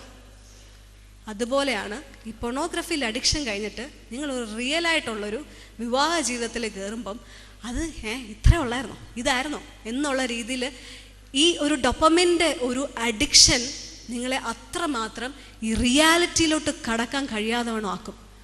ഏറ്റവും അവസാനം നിങ്ങൾ ആ ഫാമിലി ലൈഫിൽ ഈ കണ്ട കാര്യങ്ങളൊക്കെ നിങ്ങൾ അപ്ലൈ ചെയ്യാനൊക്കെ ശ്രമിച്ച് വളരെയധികം വിഷമത്തിലൂടെ കടന്നു പോകുന്ന ആണുങ്ങളും പെണ്ണുങ്ങളുമാണ് വിവാഹത്തിൽ കിടക്കുന്നത്. അതിനോടപ്പുറം ഈയിടെയും ഒരു ഫാമിലി കൗൺസിലിങ്ങിന് വന്ന ഒരു കുഞ്ഞിന് വേണ്ടിയാണ് വന്നത്. പക്ഷേ പുറയിലോട്ട് പോയി നോക്കുമ്പം അപ്പൻ ഇതുപോലെ കല്യാണത്തിന് മുമ്പ് ഒരു പൊർണോഗ്രഫി അഡിക്റ്റഡ് ആയിരുന്നു. അത് കാരണം വിവാഹം കഴിഞ്ഞിട്ടും ഈ വ്യക്തിക്ക് ഇതിനകത്തുനിന്ന് പുറത്തു വരാൻ പറ്റില്ല. ഇപ്പോൾ എക്സ്ട്രാ മാരിറ്റൽ അഫെയറിലെ, അതായത് പ്രീ മാരിറ്റൽ അഫെയർ ഉണ്ടായിരുന്നു. കാര്യം ഇത് കണ്ട് ആ വ്യക്തിക്ക് റിയലായിട്ട് അത് അനുഭവിക്കണം. അതിനുവേണ്ടി കല്യാണത്തിന് മുമ്പേ ഉണ്ടായിരുന്നു. അത് കഴിഞ്ഞിട്ട് കല്യാണം കഴിഞ്ഞിട്ടും ആ വ്യക്തിക്ക് ഈ ഭാര്യയ്ക്കുള്ളിൽ നിൽക്കാൻ കഴിയാതെ പല ഇതായി. അതിനേക്കാളും അപ്പുറം ഈ കുഞ്ഞ്, ഇപ്പം ഭാര്യ ജോലിക്ക് പോകുമ്പം ഈ കുഞ്ഞ് ഈ അപ്പൻ വേറൊരു വ്യക്തിയുമായിട്ട് ചാറ്റ് ചെയ്യുന്നതും അല്ലെങ്കിൽ വീഡിയോ കോൾ വിളിക്കുന്നതെല്ലാം കണ്ട് ഈ കുഞ്ഞങ്ങ് വല്ലാതായി. അപ്പം ആ കുഞ്ഞിനെ കൗൺസിൽ ചെയ്യാനാണ് കൊണ്ടുവന്നത്. പക്ഷേ എന്തുമാത്രം ആഘാതമാണ് ഇത്തരത്തിലുള്ള കാര്യങ്ങൾ നമ്മുടെ കുടുംബജീവിതത്തിലും നമ്മളുടെ ലൈഫിനെ തന്നെ ഈ വ്യക്തിക്ക് നോർമലാവാൻ കഴിയുന്നില്ല. അത്രയ്ക്കും അഡിക്റ്റഡ് ആയിപ്പോയി. അപ്പോൾ അത്തരത്തിൽ കയറി ഒരു ഭയത്തിലേക്ക് വീഴുന്ന ഒരു അപകടകരമായിട്ടുള്ള ഒരു വസ്തുവാണിത്. ദയവേത് ഈ രണ്ട് കാര്യത്തിൽ നിങ്ങൾ ആരെങ്കിലും അകപ്പെട്ടു പോയിട്ടുണ്ടെങ്കിൽ നിങ്ങൾക്ക് പുറത്തു വരാൻ കഴിയും. പക്ഷേ അതിനുവേണ്ടി നിങ്ങളും ആഗ്രഹിക്കുകയും ശ്രമിക്കുകയും വേണം. അതിന് പ്രത്യേകമായിട്ടുള്ള എല്ലാ ഇതുമുണ്ട്. ഞങ്ങൾക്ക് ഹെൽപ്പ് ചെയ്യാൻ റെഡിയാണ്. But if you need please seek out help. Okay, ഞാൻ അത് കഴിഞ്ഞ് അത് പെട്ടെന്ന് വിടുവാണ്. അടുത്തതാണ് പലരാലും അബ്യൂസ്ഡ് ആയിപ്പെട്ട്, പ്രത്യേകിച്ച് സെക്ഷലി അബ്യൂസ്ഡ് ആയിപ്പെട്ട പലരും, പ്രത്യേകിച്ച് ആണുങ്ങളെയും പെണ്ണുങ്ങളെയും സഭയ്ക്കുള്ളിലും ലീഡേഴ്സും സഭയിലെ മുതിർന്നവരാലും ഇത്തരത്തിലുള്ള പീഡനങ്ങൾ അനുഭവിച്ചുള്ള കുഞ്ഞുങ്ങളും അതിൻ്റെ ആഘാതവും അതിൻ്റെ വേദനയും അതിൻ്റെ ദേഷ്യം, ദൈവത്തോട് പോലുമുള്ള ദേഷ്യത്താൽ വേദനപ്പെടുന്ന, അല്ലെങ്കിൽ അതിനാൽ അവരുടെ ജീവിതം തന്നെ ഞാൻ മലിനപ്പെട്ടു, എന്നെ കൊള്ളത്തില്ല, ഞാൻ അശുദ്ധയായി എന്ന് പറഞ്ഞ് നിൽക്കുന്ന, അല്ലെങ്കിൽ ഇത്തരത്തിലുള്ള അബ്യൂസസ് കാരണം തന്നെ ഈ സെക്ഷൽ ഓറിയൻറ്റേഷൻ പോലും മാറിയവരുണ്ട്. 2 വയസ്സ് മുതലേ ചർച്ചിലുള്ള ഒരു വ്യക്തികൾ തന്നെ ഒരു കുഞ്ഞിനെ അബ്യൂസ് ചെയ്ത് വലുതായപ്പോഴത്തേന് 24 വയസ്സായി. പക്ഷെ അവൻ അറിയത്തില്ല ആണിനെയാണോ പെണ്ണിനെയാണോ കല്യാണം കഴിക്കേണ്ടത്. അതുപോലെ അവൻ്റെ ജീവിതം മാറ്റിക്കളഞ്ഞത് ഇത്തരത്തിലുള്ള അബ്യൂസസ് ആണ്. So what ever B the reason, ഇതിന് ഒരു ഹീലിംഗ് നിങ്ങൾക്കുണ്ട്. ദൈവം അറിയുന്നു നിങ്ങൾ കടന്നു പോയ പാതകൾ ദൈവത്തിന് മറവല്ലായിരുന്നു. അതിനെ ദൈവം ഹീൽ ചെയ്യാൻ ആഗ്രഹിക്കുന്നു. ഇന്ന് കേട്ടുകൊണ്ടിരിക്കുന്ന ആരെങ്കിലും അത്തരത്തിലുള്ള എന്തെങ്കിലും ഒരു സാഡ് ഒരു ഹിസ്റ്ററി നിങ്ങൾക്കുണ്ടെങ്കിൽ, അത്രയും ഹേർട്ട്ഫുൾ ആയിട്ടുള്ള ഹിസ്റ്ററി നിങ്ങൾക്കുണ്ടെങ്കിൽ, ആ ഹിസ്റ്ററി അല്ല നിങ്ങളെ ഡിഫൈൻ ചെയ്യുന്നത്. ഹൂ am I എന്നുള്ളൊരു ക്വസ്റ്റ്യൻ, ആ ഹിസ്റ്ററി അല്ല നിങ്ങളുടെ ആൻസർ. അതിനെല്ലാം മാറ്റാൻ ദൈവം ആഗ്രഹിക്കുന്നു എന്നുള്ളൊരു മെസ്സേജ് ഞാൻ തരുവാൻ ആഗ്രഹിക്കുകയാണ്. ഇനി നമുക്കറിയാം ഇതെല്ലാം ഒരു പ്രോബ്ലമായിട്ടിരിക്കുന്നു. ഈ 2 ചെയറും കഴിഞ്ഞു. ഇനി ഈ 3ാമത്തെ ചെയറിൽ ചിലപ്പം ഈ തരത്തിലുള്ള പ്രശ്നങ്ങളൊന്നുമില്ല. എനിക്ക് ഗേൾ ഫ്രണ്ട് ഇല്ല, ബോയ് ഫ്രണ്ട് ഇല്ല, ഞാൻ വളരെ വിശുദ്ധയായിട്ട് ഈ കാര്യത്തിൽ ഭയങ്കര സ്ട്രിക്റ്റാണ്, പപ്പയും മമ്മിയും പറയുന്നതിനപ്പുറം ഞാൻ പോകത്തില്ല. പക്ഷേ ഉള്ളിലിങ്ങനെ ആഗ്രഹങ്ങളൊക്കെ ഉണ്ട്. വലുതായപ്പോഴത്തേന് എന്തൊക്കെയോ ഒരു വ്യത്യാസം എനിക്ക് ഫീൽ ചെയ്യാം. ബട്ട് സ്റ്റിൽ ഞാനൊരു കൺട്രോളിലാണ്. കുഴപ്പങ്ങളൊന്നും ഞാൻ ഒപ്പിച്ചിട്ടില്ല. പക്ഷേ വിചാരമുണ്ട് എന്തായാലും ആ വ്യക്തിനേക്കാളും ഞാൻ ബെറ്ററാണ്, ആ വ്യക്തിനേക്കാളും ഞാൻ എന്തൊക്കെയോ ഭേദമാണ് എന്ന് പറഞ്ഞ് ഒരു എന്താ പറയണ്ടേ, ഒരു സ്വയം നീതീകരണത്തിൽ ഞാൻ എന്തായാലും സ്വർഗത്തിൽ പോവും, അല്ലെങ്കിൽ എനിക്ക് വലിയ പ്രശ്നമൊന്നുമില്ല, ഞാൻ വീഴത്തില്ല, എനിക്ക് തെറ്റുകളൊന്നും സംഭവിക്കാൻ ഒരു സാധ്യതയില്ല എന്ന് പറഞ്ഞ് നിൽക്കുന്ന ഒരു കൊടക്കീഴിൽ നിൽക്കുന്ന ആരും. അപ്പം ഇതിനകത്ത് 3-നകത്ത് എവിടെയെങ്കിലുമൊക്കെ നമ്മൾ വരും അല്ലേ? ആണോ? എവിടെയെങ്കിലും, ഞാൻ എവിടെയൊന്നും ചോദിക്കുന്നില്ല, എവിടെയെങ്കിലുമൊക്കെ നിങ്ങളുണ്ടോ? ഉണ്ടോ? യെസ്, ഉണ്ടെന്ന് ഞാൻ വിശ്വസിച്ച് മുമ്പോട്ട് പോകുന്നു. എല്ലാവരും ഈ കൊടക്കീഴിലൊക്കെ കടന്നു വന്നവർ തന്നെയാണ്.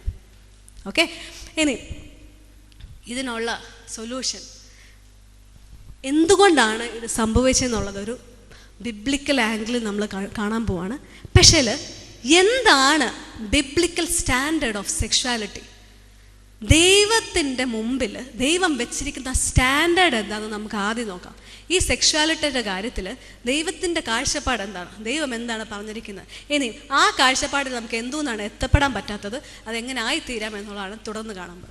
ഓക്കെ, ദൈവത്തിൻ്റെ സ്റ്റാൻഡേർഡ് എന്താണ്? What is God standard for everyone for sexuality?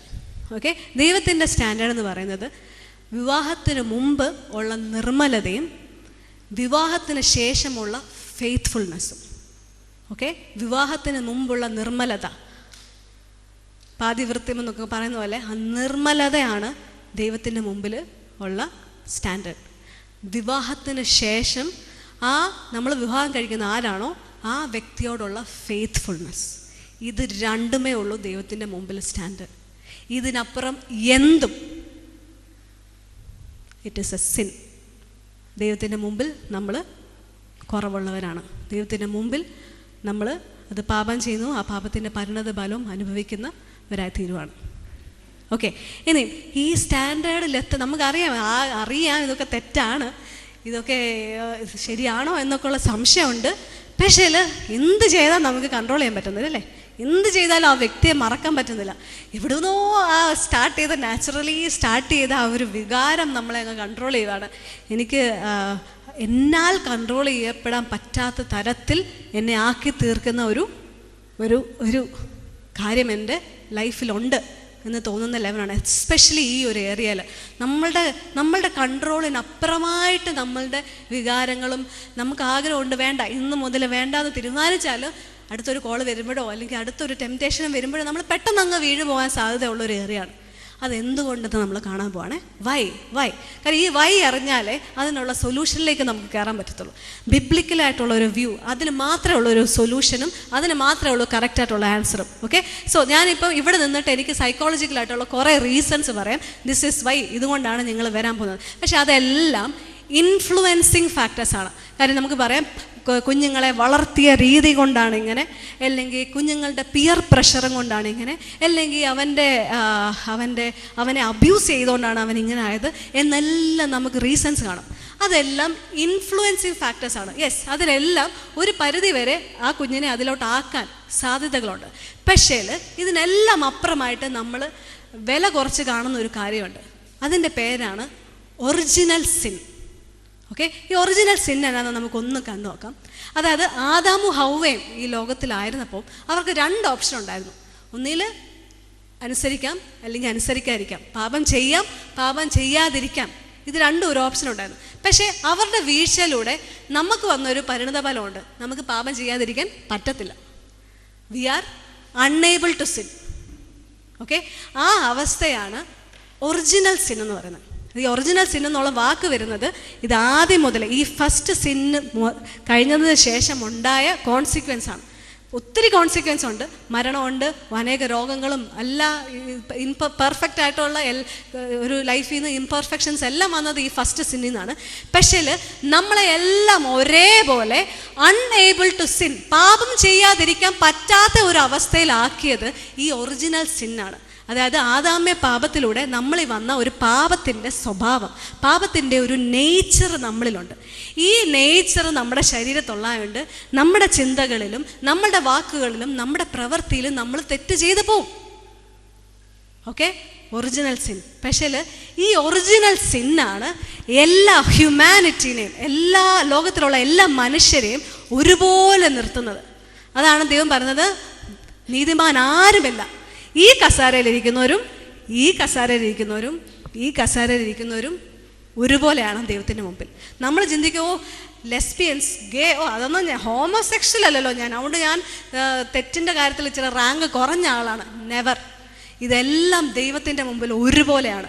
നമ്മൾ ചിലപ്പം ചിന്തിക്കും, ഞാൻ സെക്ഷലായിട്ടുള്ള റിലേഷൻഷിപ്പിലോട്ടൊന്നും കയറുന്നില്ലോ, ജസ്റ്റ് ചാറ്റിംഗ് ഒക്കെ അല്ലേ ഉള്ളൂ, അതുകൊണ്ട് അത്ര വലിയ കുഴപ്പമൊന്നുമില്ല, ഞാൻ കൺട്രോളിലാണ്, എനിക്ക് ആത്മാർത്ഥമായിട്ടുള്ള ഒരു സ്നേഹം മാത്രമേ ഉള്ളൂ, അതുകൊണ്ട് ഞാൻ കൺട്രോളിലാണ്. പക്ഷേ ഈ കസാരയിലിരിക്കുക, കിഴുത്തയുള്ള കൊട പിടിച്ചുകൊണ്ടിരിക്കുക.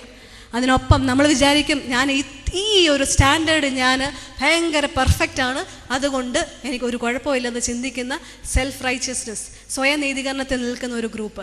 ഇവരെ എല്ലാം ഒരേപോലെ, ഒരുത്തം പോലും നീതിമാനില്ലെന്ന് പറയുന്ന ഒരു സ്റ്റാൻഡേർഡാണ് ഒറിജിനൽ സിൻ. ഓക്കെ, ഈ ഒറിജിനൽ സിൻ കാരണമാണ് നമ്മൾ ഈ തെറ്റെല്ലാം ചെയ്യുന്നത്. നിങ്ങൾക്ക് സമാധാനമായോ? ഒരു സമാധാനമായോ? നമ്മൾ കാരണമല്ല, നമ്മളുടെ മേലുള്ള ഈ ഒറിജിനൽ സിൻ കാരണമാണല്ലോ. എനിക്ക് പാപം ചെയ്യാതിരിക്കാൻ പറ്റാത്ത ഒരവസ്ഥ എൻ്റെ മേലുണ്ടായതുകൊണ്ടാണല്ലോ. ഇല്ലേ? ഒരു സമാധാനം ഞങ്ങൾക്ക് തോന്നില്ലേ? ഓക്കെ, ഇനി ഈ സമാധാനക്കേടാവുന്നത് നമ്മൾ ഈ സൊല്യൂഷനിലേക്ക് പോകാതിരിക്കുമ്പോഴാണ്. ഇത് സത്യമാണ്, എല്ലാവരെയും ഈക്വലാക്കി. പക്ഷേ ദൈവം ആദ്യം തന്നെ ഇതിനൊരു സൊല്യൂഷനോട് അങ്ങ് വെച്ചു. അതാണ് യേശു ക്രിസ്തുവിലൂടെയുള്ള വീണ്ടും ജനനത്തിൻ്റെ അനുഭവം. ഈ സൊല്യൂഷൻ നമ്മൾ അറിഞ്ഞ് അതിനനുസരിച്ച് ജീവിച്ചില്ലെങ്കിൽ ഇതുകൊണ്ട് നമ്മളെ എത്തിക്കാൻ പോകുന്നത് നരകത്തിലേക്കാണ്. ഇതുകൊണ്ട് നമ്മളെ തകർത്ത് കളയാൻ പോകുന്നത് നമ്മുടെ ജീവിതമാണ്. പക്ഷെ ഈ സൊല്യൂഷൻ പോലും നമ്മളെ, അതായത് നിങ്ങളെല്ലാം എവിടെ ഇരിക്കുന്നവർ രക്ഷിക്കപ്പെട്ടവരാ അല്ലേ? ഈ രക്ഷിക്കപ്പെട്ട് കഴിഞ്ഞിട്ടും ഇതിനകത്ത് തന്നെ അകപ്പെടുക, അല്ലെങ്കിൽ ഈ ചെയ്യാൻ ആഗ്രഹമില്ലാത്ത കാര്യങ്ങൾ തന്നെ ചെയ്തുകൊണ്ടിരിക്കുക. അങ്ങനെ നിങ്ങൾക്ക് തോന്നാറുണ്ടോ? എനിക്കറിയാം, ഞാൻ രക്ഷിക്കപ്പെട്ടു, ബൈബിൾ വായിക്കുന്നുണ്ട്, ചർച്ചിൽ പോകുന്നുണ്ട്, എല്ലാം ഉണ്ട്. പക്ഷേ എവിടേക്കോ ഞാൻ ഈ തെറ്റുകളിൽ തന്നെ അകപ്പെട്ടിരിക്കുക. ഈ തെറ്റുകൾ എന്നെ നിയന്ത്രിക്കുക അല്ലേ? യഥാർത്ഥമായിട്ടുള്ള വീണ്ടും ജനനം എന്താണെന്നും വീണ്ടും ജനനത്തിന് ശേഷം ദൈവം എന്താണ് നമ്മളിൽ നിന്ന് പ്രതീക്ഷിക്കുന്നതെന്നുള്ളത് നമ്മൾ മനസ്സിലാക്കണം. അവിടെയാണ് നമ്മുടെ വിജയം. ഓക്കെ, അതാണ് നമ്മൾ ഇന്ന് കേൾക്കാൻ പോകുന്നത്. വീണ്ടും ജനനം അല്ലെങ്കിൽ ഒരു രക്ഷിക്കപ്പെടുന്ന അവസ്ഥ നമുക്ക് അറിയാം. കർത്താവ് യേശുക്രിസ്തുവിനെ സ്വന്തം രക്ഷിതാവായിട്ടും കർത്താവുമായിട്ട് സ്വീകരിക്കുന്നു. അതെല്ലാം ഇവിടെ ഇരിക്കുന്നവർ ചെയ്തവരായിരിക്കാം, സ്നാനപ്പെട്ടവരായിരിക്കാം. ഇപ്പം പ്രത്യേകിച്ച് ഞാൻ ഒരു ചോദ്യം ചോദിച്ചോട്ടെ. ഇവിടെ സെക്കൻഡ് ജനറേഷൻ, അതായത് മാതാപിതാക്കൾ ആദ്യമേ വിശ്വാസത്തിൽ വന്നു, രണ്ടാമത്തെ ജനറേഷനായിട്ടുള്ളവർ ആരൊക്കെ ഉണ്ട്? നിങ്ങളുടെ പേരൻസാണ് ഫസ്റ്റ് വിശ്വാസത്തിൽ വന്നത്, രണ്ടാമത്തെ generation. Okay, second generation. Third ജനറേഷനായിട്ടുള്ള ആരൊക്കെ ഉണ്ട്? അതായത് വല്യപ്പനും വല്യമ്മയും ആദ്യം വന്നു, അവരുടെ മക്കൾ, അവരുടെ കുഞ്ഞുങ്ങളാണ് നിങ്ങൾ. ഓക്കെ, ഫോർത്ത് ജനറേഷൻ ആരുണ്ടോ? വല്യപ്പൻ ഇത് വന്നു. നിങ്ങളൊക്കെ ഏത് ജനറേഷനാ? ആദ്യമായിട്ട് വിശ്വാസത്തിൽ വന്നവരാണോ? രണ്ടാമത്തേന്ന് പറയുമ്പോൾ നിങ്ങളുടെ പേരൻസ് ആണ് ആദ്യമേ വിശ്വാസത്തിൽ വന്നത്. പുറയുന്ന ഒരു പാസ്റ്റർ ആണെങ്കിൽ വിശ്വാസമേ ഇല്ല.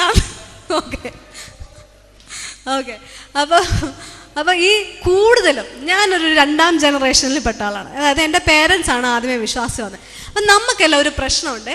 ഇന്ന് പ്രിയ ദേവദാസൻ പാട്ട് പാടിയപ്പം പറഞ്ഞു അല്ലേ, എല്ലാം നമുക്കറിയാം ഒന്നിനപ്പുറം എന്താണ്. സഭായോഗത്തിന് പോലും ഇതിനപ്പുറം ഇതാണ് വരാൻ പോകുന്നത്, ഇത് കഴിഞ്ഞിട്ട് അതാണെന്ന് നമുക്കറിയാം. എല്ലാം ഒരു മെക്കാനിക്കലായി മാറിയിരിക്കുക. നമുക്ക് ആത്മീയത തന്നെ ഒരു മെക്കാനിക്കലാണ്. നമുക്കറിയാം പാട്ടിൻ്റെ ഈ സ്റ്റേജ് വരുമ്പോൾ കുറേ അന്യഭാഷ വരും, അത് കഴിയുമ്പം ടപ്പേന്ന് റിതം നിർത്തുമ്പോൾ നമ്മൾ സ്റ്റോപ്പ് ചെയ്യും. ഓക്കെ, അത് കഴിഞ്ഞാൽ ശരിയായി. പിന്നെ എല്ലാം നമുക്കൊരു മെക്കാനിക്കൽ, നമുക്ക് നമ്മളെ ഒരു എന്താ പറയുന്നത്, എല്ലാം ഒരു റോബോട്ടിക് ഒരു ഇതായിട്ട് നമ്മളങ്ങ് പോവാം. കൈയടിക്കാൻ വരുമ്പോൾ പിന്നെ സ്പീഡ് കൂടും, പിന്നെ നിർത്തി. ഇതെല്ലാം ഒരു മെക്കാനിക്കലായിട്ട്, ഒരു ടെക്നിക്കലായിട്ട്, പ്രത്യേകിച്ച് നമ്മൾ second generation, third generation, fourth generation.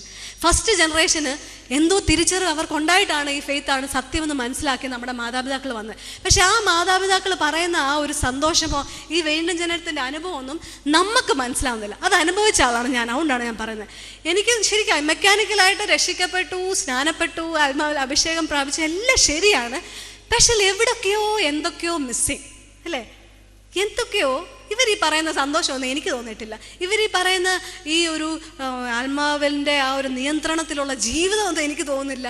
അതിനപ്പുറം പറയുന്ന ആ ഒരു എഫക്റ്റീവായിട്ടുള്ള പ്രാക്ടിക്കൽ ക്രിസ്ത്യൻ ലൈഫിൽ എവിടെയൊക്കെയോ ഫെയിൽഡ് ആവുമെന്ന് എനിക്ക് മനസ്സിലായി.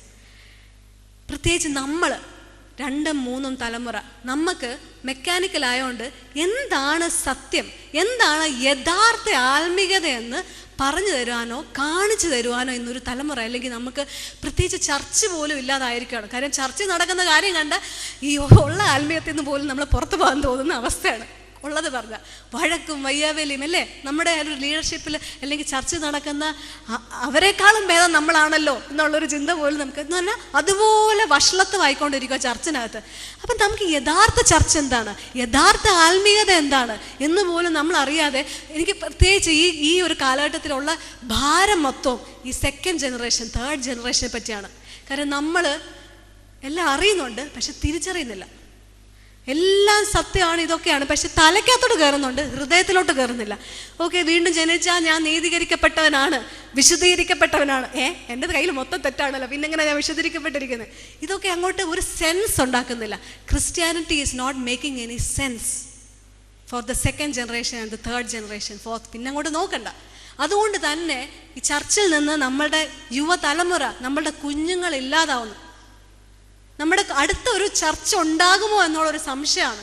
കാരണം ഈ യുവതലമുറ വിശ്വാസം മൂലം വേണ്ട എന്ന് പറഞ്ഞ്, അല്ലെങ്കിൽ അതിൽ നിന്ന് അന്യപ്പെട്ടു പോകുന്ന ഒരു നിങ്ങളാണ് അടുത്ത ചർച്ച്. പക്ഷെ ആ യഥാർത്ഥമായിട്ടുള്ള ചർച്ച എന്താണ്? ഇന്ന് നമ്മൾ ചുറ്റും കാണുന്നത്, അല്ലെങ്കിൽ ചുറ്റും നമ്മുടെ കാണിച്ചു തരുന്ന ആത്മീകതയും കണ്ടല്ല നമ്മൾ യഥാർത്ഥ ആത്മീകതയെ അളക്കേണ്ടത്.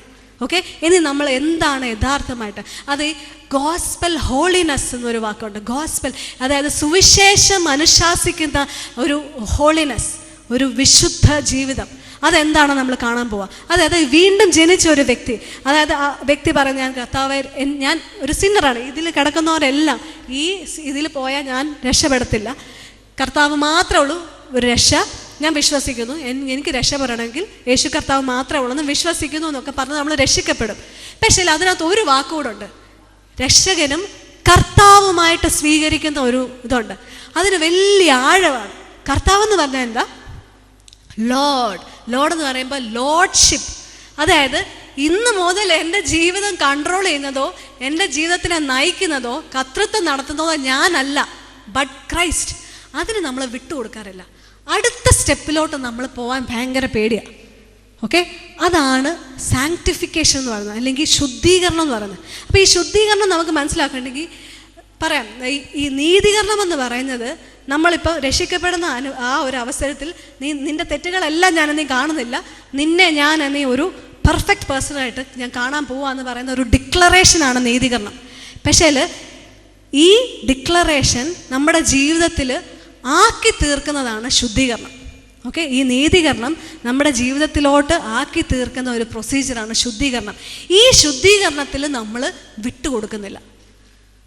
ഓക്കെ, യഥാർത്ഥമായിട്ട് വീണ്ടും ജനിച്ചൊരു വ്യക്തി, ഈ ശുദ്ധീകരണം അവൻ്റെ ലക്ഷണമാണ്, അല്ലെങ്കിൽ ഈ വിശുദ്ധീകരണത്തിന് വിട്ടുകൊടുക്കുന്ന അവൻ്റെ ലക്ഷണമാണ്. അത് നമ്മൾ കൊണ്ടുവന്നൊന്ന് പരീക്ഷിക്കാം. അല്ലെങ്കിൽ നമുക്ക് യഥാർത്ഥമായിട്ട് വീണ്ടും ജനനം ഇന്ന് ഉണ്ടാവട്ടെ. ഓക്കെ, ഈ ശുദ്ധീകരണം എന്ന് പറയുമ്പോൾ 3 സ്റ്റെപ്പായിട്ടാണ്, അല്ലെങ്കിൽ 3 സ്റ്റെപ്പായിട്ട് നമ്മളിത് കണ്ടാലേ പൂർണ്ണമായിട്ട് മനസ്സിലാവത്തുള്ളൂ. ഒന്ന്, നമ്മൾ ആ രക്ഷിക്കപ്പെടുന്ന സമയത്ത് ഒരു പൊസിഷണലായിട്ടുള്ള ഒരു സാങ്ക്ടിഫിക്കേഷൻ നടക്കുന്നു. അതായത് എന്നെ ദൈവം ശുദ്ധീകരിക്കപ്പെട്ടവനായിട്ട് അങ്ങ് ഡിക്ലെയർ ചെയ്യുന്ന ആ മൊമെൻറ്റ്, അത് ആ ഒരു ഇൻസ്റ്റൻറ്റ് മൊമെൻറ്റിൽ നടക്കുന്ന ഒരു കാര്യമാണ്. എൻ്റെ പാപത്തിൻ്റെ പരിണത ഫലമായിട്ടുള്ള എല്ലാത്തിനെയും ദൈവം മാറ്റിയിരിക്കുന്നു എന്നൊരു ഡിക്ലറേഷൻ. പക്ഷെ അടുത്ത സ്റ്റെപ്പുണ്ട്, പ്രോഗ്രസീവായിട്ടുള്ള സാങ്ക്ടിഫിക്കേഷൻ. അതെന്താണെന്ന് ചോദിച്ചാൽ, നമ്മുടെ ഡെയിലി ഓരോ ദിവസവും, അതായത് ഈ 3 കസാരക്കാർക്കും ഒരേ ഒരു വഴിയേ ഉള്ളൂ, ക്രിസ്തു എന്ന വഴി. അപ്പം ഈ ക്രിസ്തുവിനെ ഓരോ ദിവസവും ഞാൻ എൻ്റെ പകരക്കാരനാക്കുന്നു. എൻ്റെ രക്ഷയ്ക്ക് മാത്രമല്ല, എൻ്റെ രക്ഷയ്ക്ക് എൻ്റെ പകരമായിട്ട് മരിച്ചു എന്ന് വിശ്വസിക്കുന്നത് മാത്രമല്ല, എൻ്റെ ജീവിതത്തിനും ഞാൻ പകരക്കാരനാക്കുന്നത് ക്രിസ്തുവിനെയാണ്. അതായത് നാളെ മുതൽ എനിക്കൊരു ടെംപ്റ്റേഷൻ എന്ന് പറയുന്ന ഒരു സിന്നല്ല. എല്ലാവർക്കും ഈ രക്ഷിക്കപ്പെട്ട് കഴിഞ്ഞ ശേഷം എല്ലാം നിങ്ങൾ ടെംപ്റ്റഡ് ആവും. പക്ഷേ അതിനോട് എങ്ങനെ റെസ്പോണ്ട് ചെയ്യുന്നതിനനുസരിച്ചാണ് നിങ്ങൾ സിന്നിലോട്ട് വീഴുമോ ഇല്ലയോ എന്നുള്ളത്. അപ്പോൾ നമ്മൾ കാണാൻ പോകണേ, ഒരു ടെംപ്റ്റേഷൻ വന്നു. ഓക്കെ, ഒരു ഫോൺ കോൾ ആയിരിക്കാം, എന്തും ആയിരിക്കട്ടെ, അതിനകത്തോട്ട് നമ്മൾ നോക്കും, കർത്താവേ, അങ്ങായിരുന്നു എൻ്റെ പകരമെങ്കിൽ ഈ ഒരു കാര്യത്തിന് ഞാൻ യെസ് പറയുമായിരുന്നു, അങ്ങ് യെസ് പറയുമായിരുന്നോ? ബിബ്ലിക്കൽ സ്റ്റാൻഡേർഡിന് എതിരായിട്ടുള്ള കാര്യമാണോ ഇത്? അല്ല എങ്കിൽ ഞാൻ അവിടെ അതിനെ മരിപ്പിക്കേണ്ടി വരും. അത് വലിയ എന്താ പറയണ്ടേ, സുഖകരമായിട്ടുള്ള കാര്യമല്ല. അതുകൊണ്ടാണ് പറയുന്നത് ഞെരുക്കമായിട്ടുള്ള വഴിയാണ്. ക്രൂശ് എടുത്ത് എന്നെ അനുഗമിക്കുമെന്ന് പറഞ്ഞത്. ക്രൂശ് എന്ന് പറയുന്നത് ശരിക്കും മരണം തന്നെയാണ്. ഈ മരണത്തിൻ്റെ വഴിയിൽ പോവാൻ നമ്മളെപ്പം റെഡി ആവുന്നോ അവിടെയാണ് നമ്മുടെ ലൈഫ് ബിഗിൻ ചെയ്യുന്നത്. അവിടെയാണ് നിങ്ങളുടെ ലൈഫിൻ്റെ പർപ്പസ്, ദൈവം നിങ്ങളെ കണ്ടിരിക്കുന്ന പർപ്പസ്, നിങ്ങൾ ലൈഫിൻ്റെ മീനിങ് പോലും, ഹൂ ആർ മൈ എന്നുള്ള മീനിങ് പോലും നിങ്ങൾ ആ പോയിന്റിൽ നിങ്ങൾ ഗ്രഹിക്കത്തുള്ളൂ. കാര്യം എന്താണെന്നറിയാമോ? നമ്മൾ ഇപ്പോൾ ഹൂ ആർ മൈ എന്ന് ഇപ്പം ആദ്യമേ പറഞ്ഞു, who are my, I am a child of God. First definition എന്താണെന്നറിയാം? Who are my, I created you in the image of God. ദൈവത്തിൻ്റെ സ്വരൂപത്തെ സൃഷ്ടിച്ചു എന്നൊരു വാക്കുണ്ട്. ദൈവത്തിൻ്റെ സ്വരൂപം എന്ന് പറയുമ്പം എന്നെ ദൈവത്തിൻ്റെ ഒരു റെപ്രസെൻറ്റേറ്റീവായിട്ട് വെച്ചേക്കുക. നിങ്ങളെ ഓരോരുത്തരും സൃഷ്ടിച്ചത് അങ്ങനെ. പക്ഷെ പാപം കയറിയപ്പോഴത്തേന് ഈ ഇമേജ് ഡിസ്റ്റോർട്ടഡ് ഇമേജായി. ഓക്കെ, ഒരു ഡിസ്റ്റോർട്ടഡ് എന്ന് പറഞ്ഞാൽ പെർഫെക്റ്റ് അല്ല, ഒരു വികലമായിട്ടൊരു ഇമേജായി. ഓക്കെ, ഈ ഇമേജ് കാരണമാണ് നമ്മൾ ഈ ചെയ്യുന്ന തെറ്റെല്ലാം. അപ്പം നമ്മളെ തന്നെ ഡിഫൈൻ ചെയ്യുന്നത് എങ്ങനെ?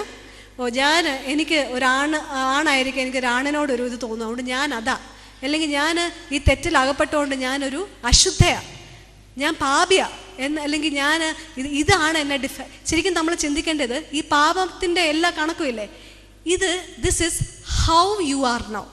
ഇത് ഹൂ ഐ ആം അല്ല, ഹൗ ഐ ആം. ഞാനൊരു തെറ്റ് ചെയ്താൽ ഞാൻ ആ തെറ്റിൽ, ഇപ്പോൾ ഞാൻ ഫോർ എക്സാമ്പിൾ ഞാൻ കള്ളം പറഞ്ഞു, ഞാനൊരു കള്ളിയാന്ന് പറഞ്ഞാൽ അതെൻ്റെ ഐഡൻറ്റിറ്റി അല്ല, ഹൂ ഐ ആം അല്ല, ഹൗ ഐ ആം. പക്ഷെ നമ്മൾ ഈ ഹൗ ഐ ആം വെച്ചിട്ട് ഹൂ ഐ ആം എന്ന് നമ്മളങ്ങ് ഡിഫൈൻ ചെയ്യും നമ്മളെ. ഞാനൊരു കള്ളിയാണ്, ഞാൻ കള്ളത്തരം ചെയ്തു, ഞാൻ ആ കള്ളത്തരം പ്രവർത്തിച്ചു, ഞാൻ വ്യഭിചാരം ചെയ്തു, ഞാൻ അശുദ്ധമായത് ചെയ്തു, പക്ഷെ ഞാനൊരു വ്യഭിചാരിയല്ല. ആ ഒരു ഹൂ ആം ഐ എന്ന് പറയുന്നത് ശരിക്കും originally you are God's image. അത് ഒരിക്കലും മാറുന്നില്ല. ഈ ഡിസ്റ്റോർട്ടഡ് ഇമേജിനെ തിരിച്ചു പിടിക്കുന്ന ഈ വീണ്ടും ജനനത്തിൻ്റെ പ്രക്രിയയിലൂടെ നമ്മൾ വരുമ്പം തിരിച്ച് നമ്മൾ എന്തോ യാത്ര ആരംഭിക്കുന്നതെന്നറിയാമോ? നമുക്ക് നഷ്ടപ്പെട്ടു പോയ ആ ഇമേജ് ഇല്ലേ, അതിലേക്ക് നമ്മൾ പോവുക. അതിലേക്ക് പോകുന്ന പ്രോസസ്സാണ് സാങ്ക്ടിഫിക്കേഷൻ. അതായത് ഓരോ ദിവസം കർത്താവേ, ഇന്ന് ഞാൻ ഈ കുഞ്ഞിനോട് സംസാരിക്കുമ്പോൾ എന്താണ് സംസാരിക്കേണ്ടത്, അങ്ങായിരുന്നെങ്കിൽ എന്ത് സംസാരിച്ചേനെ. ഈ ഒരു ടെംപ്റ്റേഷൻ വരുമ്പോൾ ഞാൻ എന്താണ് ചെയ്യേണ്ടത്? എനിക്ക് ദേഷ്യം വരുന്നു, എനിക്ക് ആ വ്യക്തിയോട് റിയാക്ട് ചെയ്യാൻ തോന്നുന്നു, ഭയങ്കര കോപത്തോടെ റിയാക്ട് ചെയ്യാൻ തോന്നുന്നു, പക്ഷേ അങ്ങായിരുന്നെങ്കിൽ എന്ത് ചെയ്തേ, അത് ചെയ്യാൻ എന്നെ സഹായിക്കണമേ എന്ന് പറഞ്ഞ് ആഗ്രഹിക്കുന്ന ആഗ്രഹം ഉണ്ടല്ലോ, ആ ഒരു ഞരക്കം, കർത്താവേ എൻ്റെ ഇഷ്ടമല്ല അങ്ങയുടെ ഇഷ്ടം മതി എന്ന് പറഞ്ഞ് ആഗ്രഹിക്കുന്ന ആ ഒരു ഞരക്കം, ആ ഞരക്കമാണ് ദൈവം കാണുന്നതും അതിനെയാണ് വാലിഡായിട്ട് ദൈവം കാണുന്നത്. അത് പതിയെ നിങ്ങളെ എന്താക്കുമെന്നറിയാമോ? ഈ നിങ്ങൾക്ക് നഷ്ടപ്പെട്ടു പോയ ആ ഡിസ്റ്റോർട്ടഡായി പോയ ഇമേജിന് പകരം ക്രിസ്തുവിൻ്റെ ആ ഇമേജിനോട് നിങ്ങളെ അനുരൂപരാക്കിക്കൊണ്ടിരിക്കും. അതായത് ഒരു സ്കൾപ്ചറിൻ്റെ പേര്, അതായത് മൈക്കൽ ആഞ്ചലോ എന്ന് പറയുന്ന ഒരു ശില്പി ഉണ്ടായിരുന്നു. അപ്പം ശില്പിയുടെ ഒരു ഫേമസ് ആയിട്ടുള്ള ഒരു മാസ്റ്റർ പീസാണ് ഡേവിഡ് എന്ന് പറഞ്ഞ ഒരു ഇത്. അപ്പം ആ ഒരു ഈ മോണമെൻറ്റ് അല്ലെങ്കിൽ ആ ഒരു സ്റ്റോൺ സ്കൾപ്ചർ ഉണ്ടാക്കാൻ വേണ്ടി അദ്ദേഹം ഒരു വലിയ സ്റ്റോണിൽ നിന്ന് പതിയെ ആ ഡേവിഡ് ഭയങ്കര ഫേമസ് ആയിട്ടുള്ള ഒരു ഇതാണ്. അപ്പോൾ ആ ഇതിനെ ഉണ്ടാക്കിയപ്പം അത് കഴിഞ്ഞിട്ട് അദ്ദേഹത്തിനോട് ചോദിച്ചു, നിങ്ങൾ എങ്ങനെയാ ഈ ഒന്നുമില്ലാഞ്ഞ ഒരു കല്ലിൽ നിന്ന് ഇത്രയും മനോഹരമായിട്ടുള്ള ഈ ഒരു ശില്പി എങ്ങനെയാണ് ഇത് ഉണ്ടാക്കിയത്? ഇത്രയും നല്ല പെർഫെക്റ്റ് ആയിട്ടുള്ള മൂക്കും കണ്ണും എല്ലാം നല്ല പെർഫെക്റ്റ് ഡിസൈനിൽ നിങ്ങൾ എങ്ങനെ ഈ ഒന്നുമില്ലാഞ്ഞ കല്ലിൽ നിന്ന് എങ്ങനെ ഉണ്ടാക്കാൻ പറ്റിയെന്ന് ചോദിച്ചു. അപ്പോൾ അദ്ദേഹം പറഞ്ഞത്, ഞാൻ ആദ്യമേ ഇതിൻ്റെ ഒരു മിനിയേച്ചർ ഫോം ക്ലേയിൽ നിന്ന് എടുത്ത് അത് ഉണ്ടാക്കി. ഓക്കെ, ഈ ഒരു ഇമേജിൻ്റെ ഒരു റെപ്രസെൻറ്റേഷൻ ഞാൻ ഉണ്ടാക്കി. എന്നിട്ട് ഈ വലിയ കല്ലിൽ നിന്ന് ഇതല്ലാത്ത എല്ലാത്തിനെയും ചെത്തിക്കളഞ്ഞുകൊണ്ടിരുന്നു. ഈ ചെത്തല് ഈ പിക്ചർ ഞാൻ ഉണ്ടാക്കിയ കുഞ്ഞു പിക്ചർ ഉണ്ടല്ലോ, ആ ഒരു ഇമേജിനോട് ചേരാത്തതെല്ലാം ഞാൻ ചെത്തിക്കളഞ്ഞുകൊണ്ടേ ഇരുന്നപ്പോൾ പതിയെ ഈ കല്ലുകളെല്ലാം ചെത്തി അതിൻ്റെ ഒരു പൂർണ്ണ രൂപം വന്നപ്പം ആ ഒരു ഇമേജിലോട്ടായി. Whatever was not David അല്ലാഞ്ഞതെല്ലാം ഞാൻ ചെത്തിക്കളഞ്ഞു. അതുപോലെ തന്നെ നമ്മുടെ ഡെസ്റ്റിനേഷൻ, നമ്മൾ ആരായി തീരണമെന്നുള്ളതിൻ്റെ ഗോള് ക്രൈസ്റ്റ്. ഈ ശില്പിക്കൊരു എൻ്റെ ഗോളും ഉണ്ടായിരുന്നു, പ്രോസസ്സും ഉണ്ടായിരുന്നു. ഗോൾ എന്നായിരുന്നു? ഈ ഞാൻ ഉണ്ടാക്കിയ ആ ചെറിയ രൂപത്തിലേക്ക് എൻ്റെ ഈ കല്ലായി തീരണം. പ്രോസസ്സ് എന്നായിരുന്നു? ചെത്തിക്കൊണ്ടേയിരുന്നു, നാളുകളെടുത്ത് ചെത്തിക്കൊണ്ടേയിരുന്നു. നമ്മുടെ ലൈഫിലും നമ്മുടെ ഡെസ്റ്റിനേഷൻ കർത്താവാണ്. ആ പ്രോസസ്സ് എന്ന് പറയുന്നത് ഓരോ ദിവസവും നമ്മൾ എടുത്തു വെക്കുന്ന തീരുമാനമാണ്. കുഞ്ഞുങ്ങളെ, നിങ്ങൾക്ക് ഭയങ്കര എന്ന് പറഞ്ഞാൽ നിങ്ങൾക്ക് ബുദ്ധിമുട്ടായി തോന്നും, പക്ഷേ പരിശുദ്ധാത്മാവിൻ്റെ ശക്തിയാൽ ഈ വീണ്ടും ജനം പ്രാപിക്കുമ്പോൾ നിങ്ങളുടെ ഉള്ളിൽ വരുന്ന പരിശുദ്ധാത്മാവുണ്ട്. ഈ പരിശുദ്ധാത്മാവ് നിങ്ങളെ ഇതിനു വേണ്ടി സഹായിക്കാൻ വേണ്ടിയാണ്. ഈ കൃപ എന്ന് പറയുന്നത് നിങ്ങളെ രക്ഷിക്കുവാൻ മാത്രമല്ല, ഈ പാപത്തിനോട് എതിര് നിൽക്കുവാൻ വേണ്ടി നിങ്ങൾക്കൊരു എംപവറിങ് ആയിട്ടുള്ള പവർ തരാൻ വേണ്ടിയാണ്. നിങ്ങൾ ആഗ്രഹിക്കുക, ദൈവമേ ഈ തെറ്റെനിക്ക് വേണ്ട. ചിലപ്പോൾ നിങ്ങളുടെ ലൈഫിൽ ഒരു ടോട്ടൽ മേക്ക് ഓവർ വേണ്ടി വരും. നിങ്ങൾ ഒരു വ്യക്തിയിൽ അഡിക്റ്റഡ് ആണ്. ഇപ്പം നമുക്ക് പല സംശയങ്ങൾ തോന്നാം. ചിലപ്പോൾ ഈ വിശ്വാസത്തിൽ നിന്ന് അന്യപ്പെട്ട ഒരാളെ വിവാഹം കഴിക്കാമോ എന്നൊക്കെയുള്ള ഇതാണ്. ഇതൊന്നും ഗോഡ്ലി മാരേജിലോട്ട് വരുമ്പം ദൈവത്തിൻ്റെ ഫാമിലിയിൽ ഒന്നാണോ വ്യക്തി എന്നൊരു ചോദ്യം വരുന്നു. അതിനപ്പുറം ഇത് ദൈവത്തിൻ്റെ സ്റ്റാൻഡേർഡിലുള്ള അല്ല എങ്കിൽ, കല്യാണത്തിന് മുമ്പേ ദൈവം ആഗ്രഹിക്കുന്നത് എൻ്റെ നിർമ്മലതയാണ്. അതിനെ നശിപ്പിക്കുന്നതാണ് ഇതെങ്കിൽ അതെനിക്കുള്ളതല്ല. ആ നിർമ്മലതയെ എൻ്റെ ചിന്തയിലോ എൻ്റെ വാക്കിലോ എൻ്റെ പ്രവൃത്തിയിലോ ഇല്ലാതാക്കുന്നതാണെങ്കിൽ ദൈവത്തിൻ്റെ സ്റ്റാൻഡേർഡിൽ ആ ഒരു ഹോളി സെക്ഷുവാലിറ്റിയിൽ അല്ല ഞാൻ നിൽക്കുന്നത്. അതുകൊണ്ട് തന്നെ I have to say a no. ഈ ഒരു തിരിച്ചറിവ് ഉണ്ടാകുമ്പോൾ നമ്മുടെ ഡ്രസ്സിങ് പോലും മാറും. കാര്യം ആണുങ്ങളെ സൃഷ്ടിച്ചിരിക്കുന്നതും പെണ്ണുങ്ങളെ സൃഷ്ടിച്ചിരിക്കുന്നതും ആ ഒരു കെമിക്കൽ അല്ലെങ്കിൽ ഫിസിയോളജിക്കലി സൈക്കോളജിക്കലി എല്ലാം വ്യത്യസ്തമാണ്. ആണുങ്ങൾക്ക് ഒരു പെൺകുട്ടിയുടെ ഒരു ശരീരത്തിൻ്റെ അവന് ആ ഒരു സെക്ഷുവലായിട്ടുള്ള പ്ലഷർ കിട്ടാനോ എല്ലാം ദൈവം വെച്ചിരിക്കുന്ന ആ ഒരു കെമിസ്ട്രി ഉണ്ട്, ഫിസിക്കൽ അല്ലെങ്കിൽ സൈക്കോളജിക്കലായിട്ടുള്ള ഒരു രീതിയുണ്ട്. അതിന് പ്രകോപിപ്പിക്കുന്ന അല്ലെങ്കിൽ അതിന് ചാൻസ് കൊടുക്കുന്ന രീതിയിലാണ് നമ്മുടെ ഡ്രസ്സിങ് എന്നെങ്കിൽ പോലും നമ്മൾ ശരിക്കും ആ വ്യക്തിയുടെ ഒരു പാപത്തിലേക്ക് നയിക്കുകയാണ്. അപ്പോൾ ഈ തിരിച്ചറിവ് ഉണ്ടായ നമ്മുടെ ഡ്രസ്സിങ്, വാക്ക്, നമ്മുടെ ചിന്ത എല്ലാം നമ്മൾ വേണ്ട, എനിക്കത് വേണ്ട, ആ ഡ്രസ്സ് എനിക്ക് വേണ്ട, ആ ചിന്ത എനിക്ക് വേണ്ട, ആ വാക്ക് എനിക്ക് വേണ്ട എന്ന് പറഞ്ഞ് നമ്മൾ പെതിയെ ഓരോന്നിനെ മരപ്പിക്കാൻ തുടങ്ങും. ഓരോന്നിനെ നമ്മൾ നോ പറയാൻ തുടങ്ങും. ഈ നോ പറയാനുള്ള ശക്തി ദൈവത്തിൻ്റെ കൃപയാലും പരിശുദ്ധാത്മ അഭിഷേകത്താലും മാത്രമേ പറ്റത്തുള്ളൂ. അതുകൊണ്ട് ഈ ക്യാമ്പ് കഴിഞ്ഞു പോകുന്നതിന് മുമ്പ് നിങ്ങൾ ഏറ്റവും കൂടുതൽ ആഗ്രഹിക്കേണ്ടതും ഈ പരിശുദ്ധാത്മാവിൻ്റെ ശക്തിയാലുള്ള ഈ ജീവിതം, ഈ വീണ്ടും ജനനത്തിലുള്ള ആ ദൈവം വെച്ചിരിക്കുന്ന ആ ഹോളി ആയിട്ടുള്ള ഗോസ്പലിൻ്റെ ആ ഒരു സാങ്ക്ടിഫിക്കേഷൻ എന്നിൽ നടക്കണമേ. അതിനുവേണ്ടി ഞാൻ എന്ത് ചെയ്യണം?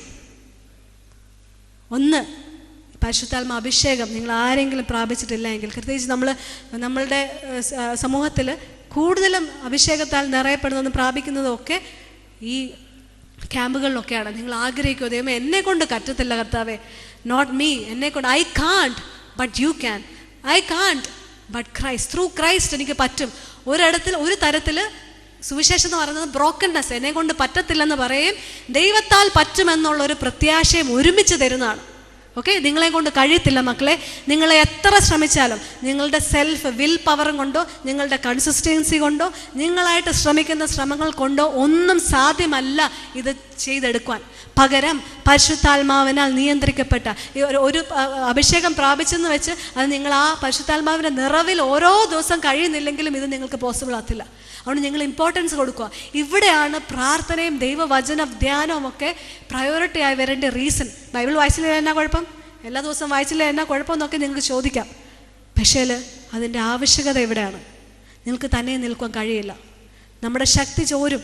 നമുക്ക് ഒരു ക്യാമ്പിൽ ഒരു പ്രാവശ്യം ഒരു വ്യക്തി പറഞ്ഞൊരു കാര്യമുണ്ട്. അതായത് അവൻ സേറ്റനിക് വർഷിപ്പിൽ അകപ്പെട്ടു പോയ ഒരു വ്യക്തിയാണ്.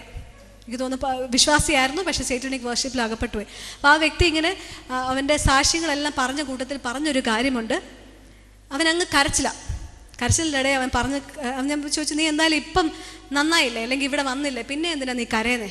അപ്പോൾ അവൻ പറഞ്ഞ കാര്യമുണ്ട്, ഞാൻ മുഖാന്തരം, ഞാൻ കാരണം ആയിരക്കണക്കിന് ബെന്തക്കോസ്ത് യുവതികളെ ഇതിനകത്തോട്ട് ആക്കിയല്ലോ, അതിൻ്റെ ആഘാതവും അതിൻ്റെ കാരണം ഓർക്കുമ്പോൾ എനിക്ക് കുറ്റബോധം സഹിക്കാൻ പറ്റുന്നില്ല. നിങ്ങൾ ടാർജറ്റഡ് ആണ്, അത് നിങ്ങൾ തിരിച്ചറിയുക. ഓക്കെ, പ്രത്യേകിച്ച് നമ്മുടെ സമൂഹത്തിലെ കുഞ്ഞുങ്ങളെ തന്നെ ഇതിലേക്ക് അകപ്പെടുത്തുവാൻ കരുതിക്കൂട്ടിയുള്ള പ്രവർത്തനങ്ങളും അജന്തകളും ഒക്കെ ആയിട്ടാണ് ഈ സമൂഹമുള്ളത്. അവിടെ നിങ്ങൾ എത്ര ജാഗ്രതയോടെ ആയിരിക്കണം. ഈ ജാഗ്രത മാത്രം പോരാ, നമ്മൾ അത്രമാത്രം കർത്താവിൽ ആശ്രയിച്ച് ഓരോ നിമിഷവും നമ്മളായാൽ മാത്രമേ നമുക്കൊരു സുരക്ഷിതമായിട്ടുള്ള, അല്ലെങ്കിൽ നമ്മളെ തന്നെ അകപ്പെടുത്തുവാൻ ഒരു കൂട്ടമുണ്ട്. ആ തിരിച്ചറിവ് നമുക്കുണ്ടാകണം കുഞ്ഞുങ്ങളെ. നിങ്ങൾക്ക് പക്ഷേ അവിടെ അത്രയ്ക്കുമുള്ള ദൈവാശ്രയത്താൽ മാത്രമേ നമുക്ക് ഈ ഒരു ജീവിതം നയിക്കാൻ പറ്റത്തുള്ളൂ. ഒരു ടോട്ടലായിട്ടുള്ള ഡിപ്പെൻഡൻസ്, ഒരു ടോട്ടലായിട്ടുള്ള ഒരു വിട്ടുകൊടുക്കൽ. ദൈവമേ എന്നെ കൊണ്ട് പറ്റത്തില്ല. ഓരോ ദിവസവും നിങ്ങൾ രാവിലെ പറയണം, കർത്താവേ എന്നെ കൊണ്ട് കഴിയത്തില്ല, ഇന്ന് വരുന്ന പ്രലോഭനങ്ങളെ അതിജീവിക്കുവാൻ, ഇന്ന് വരുന്ന ടെംപ്റ്റേഷൻസിനെ അതിജീവിക്കുവാൻ എനിക്ക് കഴിയത്തില്ല, എൻ്റെ കർത്താവെ അങ്ങനെ സഹായിക്കണമേ. അതിനൊപ്പം നിങ്ങൾ എടുക്കേണ്ടി വരുന്ന മാറ്റങ്ങൾ, തീരുമാനങ്ങൾ നിങ്ങൾ എടുക്കുക. ചിലപ്പോൾ ഒരു ടോട്ടൽ മേക്ക് ഓവർ വേണ്ടി വരും. അതായത് നിങ്ങൾ ഇപ്പോൾ ആയിരിക്കുന്ന റൂമിലാണ് നിങ്ങൾക്ക് പ്രശ്നമെങ്കിൽ നിങ്ങൾ ചിലപ്പോൾ റൂം മാറ്റേണ്ടി വരും. നിങ്ങൾ എടുക്കുന്ന ഫോണിനാണ് പ്രശ്നമെങ്കിൽ ചിലപ്പോൾ നിങ്ങളുടെ നമ്പർ മാറ്റേണ്ടി വരും, ഫോൺ മാറ്റേണ്ടി വരും. എന്താണോ നിങ്ങൾ ഇതിലേക്ക് ചെയ്യേണ്ടത് അത് ചിലപ്പം ഇല്ലാതാക്കേണ്ടതോ മാറ്റേണ്ടതായിട്ടൊക്കെ വന്നേക്കാം. പക്ഷേ നമുക്ക് നഷ്ടമാകുന്നതിൻ്റെ വെച്ച് തുല്യം ചെയ്താൽ ഒന്നുമല്ല. It is not a big deal. നിങ്ങൾ ഇല്ലാതാക്കുന്നതോ വേണ്ടാന്ന് വെക്കുന്നതോ it is not a big deal before eternity. നിത്യതയുമായിട്ട് തുല്യം ചെയ്താൽ ഒന്നുമല്ല മക്കളെ നമ്മുടെ ആത്മാവ്. കാര്യം ഇതൊരു വളരെ ഷോർട്ടായിട്ടുള്ള ലൈഫാണ്. ആ നിത്യതയിലേക്ക് കയറാൻ വേണ്ടി മാത്രം ഒരു സ്റ്റെപ്പ് തന്ന ഒരു ജീവിതമാണ്. This is A precious life.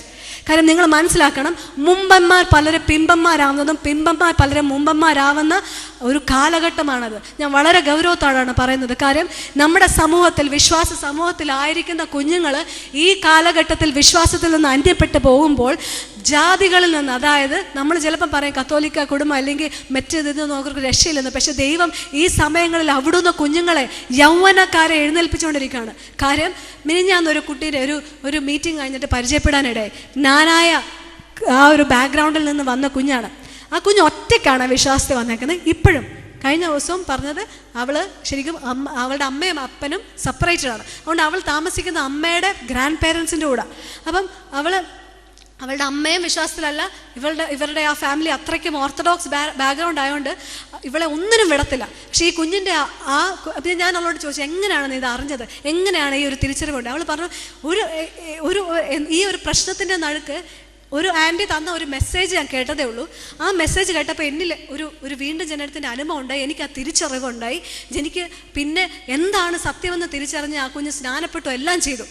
ആ കുഞ്ഞ് ഒന്നും പ്രതീക്ഷിക്കണം, അമ്മയും അപ്പനും ഒന്നും ഈ ക്രിസ്ത്യൻ ബാക്ക്ഗ്രൗണ്ടിലല്ല, നാനായ കുടുംബത്തിൽ നിന്ന് ആ കുഞ്ഞ് വിശുദ്ധിക്ക് വേണ്ടി സ്നാനത്തിൻ്റെ എന്താണോ കൽപ്പന സ്വീകരിക്കേണ്ടത്, യഥാർത്ഥമായിട്ടുള്ള ആത്മീയതയ്ക്ക് വേണ്ടി നിലനിൽക്കുന്ന കുഞ്ഞുങ്ങളും യൗവന തലമുറയും ഇന്ന് എഴുന്നേൽക്കപ്പെടുവാണ്. ഇവിടെ ഇരിക്കുന്ന നിങ്ങൾ ആരും നഷ്ടപ്പെട്ടു പോലെ ആ ഒരു വിശുദ്ധമായിട്ടുള്ള ഒരു ശേഷിപ്പ് കാണും. ആ ശേഷിപ്പിൽ പ്രിയ കുഞ്ഞുങ്ങളെ നിങ്ങളും കാണണം.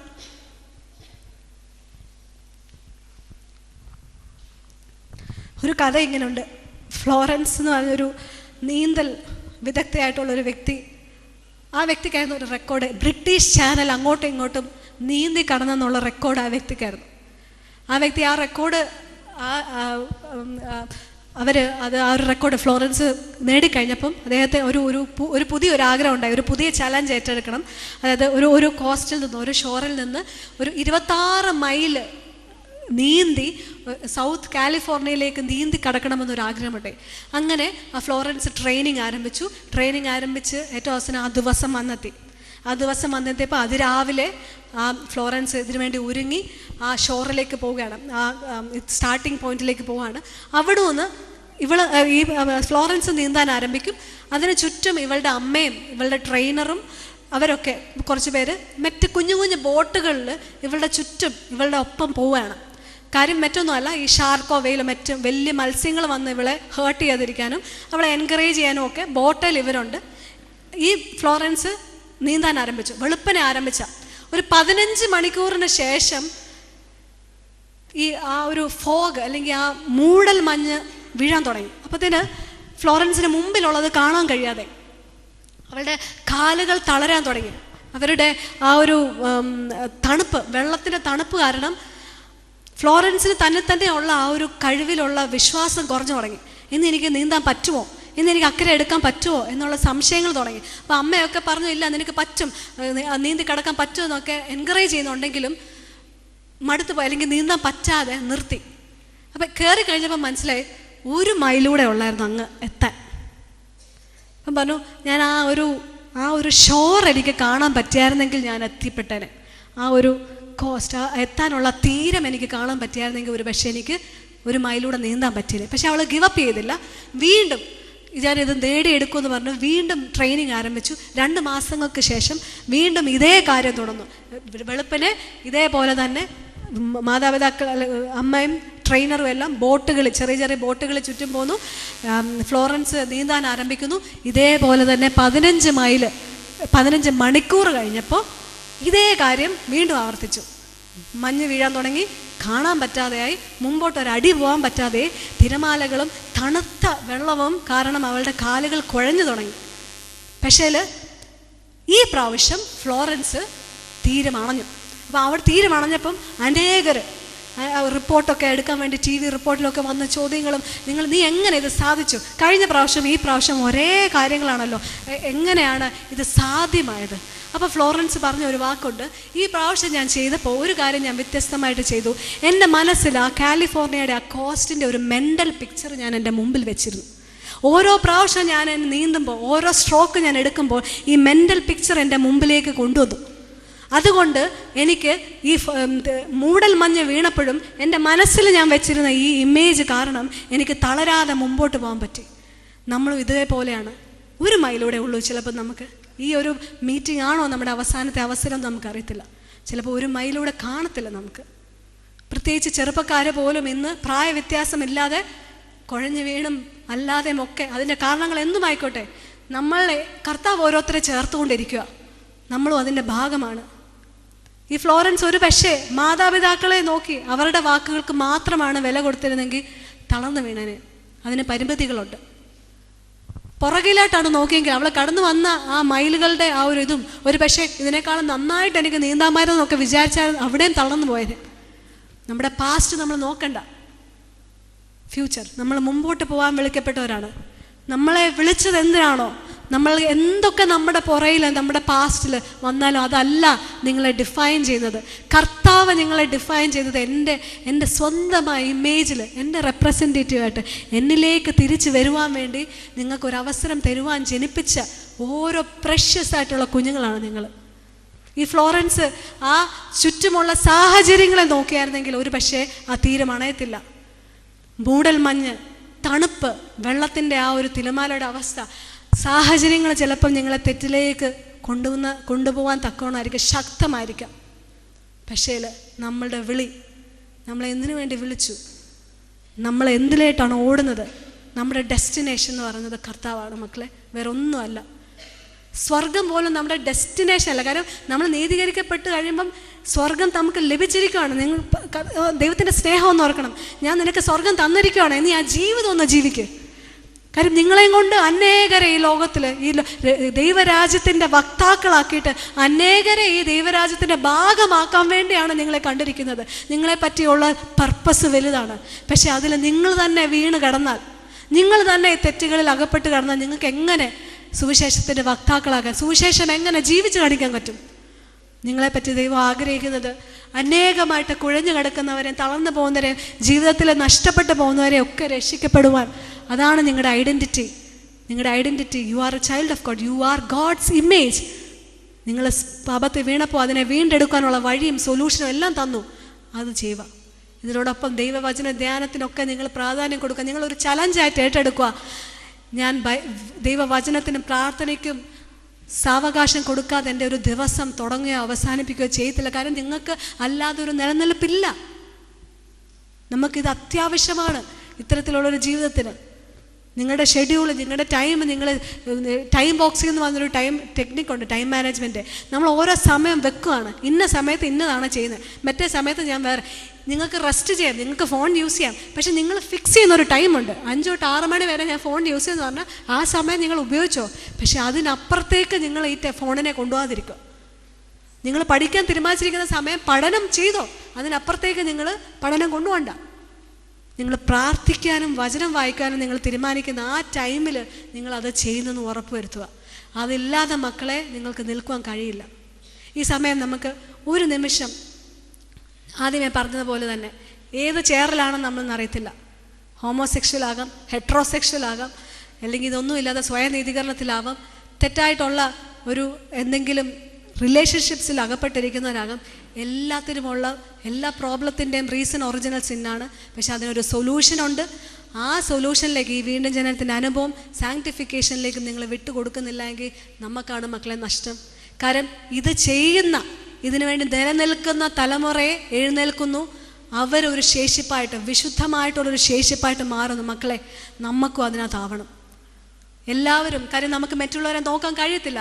കാര്യം എല്ലാവരും ലഭിക്കാമെന്ന് വെച്ച് ഓടുന്നേ ഉള്ളൂ. നമ്മൾ ചിലപ്പോൾ ഒരു ലീഡർഷിപ്പിൽ നോക്കിയാൽ നമുക്കൊരു എക്സാമ്പിൾ കാണത്തില്ല. അവരും എപ്പം വേണേലും വീഴാൻ സാധ്യതയുള്ള ഒരു ഓട്ടത്തിലാണ്. നിങ്ങളും ഞാനും എല്ലാവരും ഈ ഓട്ടത്തിലാണ്.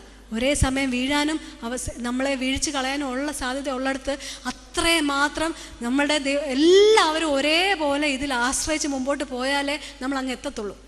അല്ലെങ്കിൽ അവിടെ മാത്രമേ നമ്മുടെ ജീവിതം ഇതിനകത്ത് പറഞ്ഞിരിക്കുന്നത് പോലെ ആ ട്രാക്കിൽ നമ്മളാവുന്നുള്ളൂ. നമുക്കൊന്ന് സമർപ്പിച്ചു കൊടുക്കാം. ഈ നിമിഷം നമുക്ക് എല്ലാവർക്കും ഒരു നിമിഷം എഴുന്നേൽക്കാം. ഏതേറിയാണ് ഇന്ന് സമർപ്പിക്കേണ്ടതെന്നുള്ളത് നിങ്ങൾക്ക് മാത്രം അറിയാം. അതൊന്നും ഇവിടെ തുറന്നു പറയേണ്ട ആവശ്യമില്ല.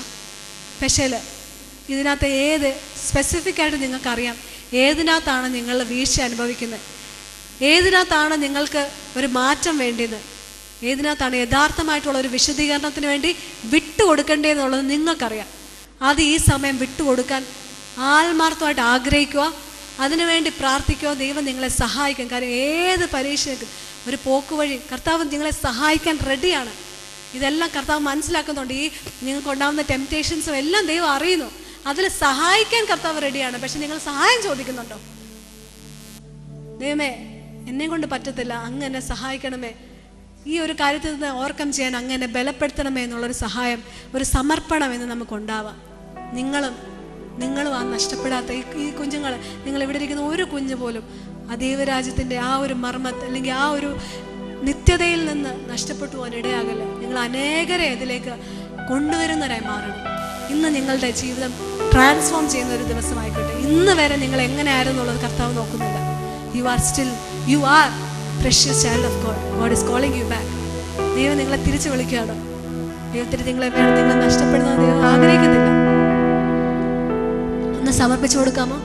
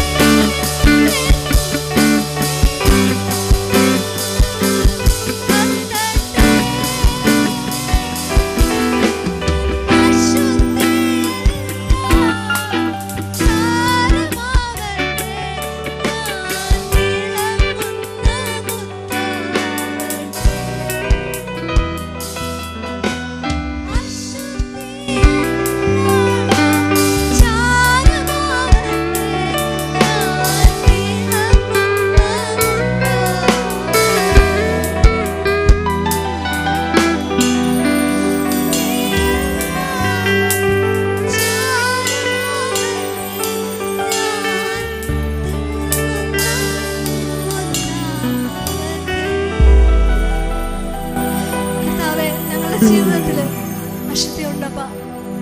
ഞങ്ങളുടെ ജീവിതത്തിൽ ഒരുപാട് തെറ്റുകളും വീഴ്ചകളും ഉണ്ടപ്പാ. തിരിച്ചറിയാതെ അറിഞ്ഞുകൊണ്ട് ഒക്കെ ഞങ്ങളുടെ ജീവിതത്തിൽ തെറ്റുണ്ടപ്പാ.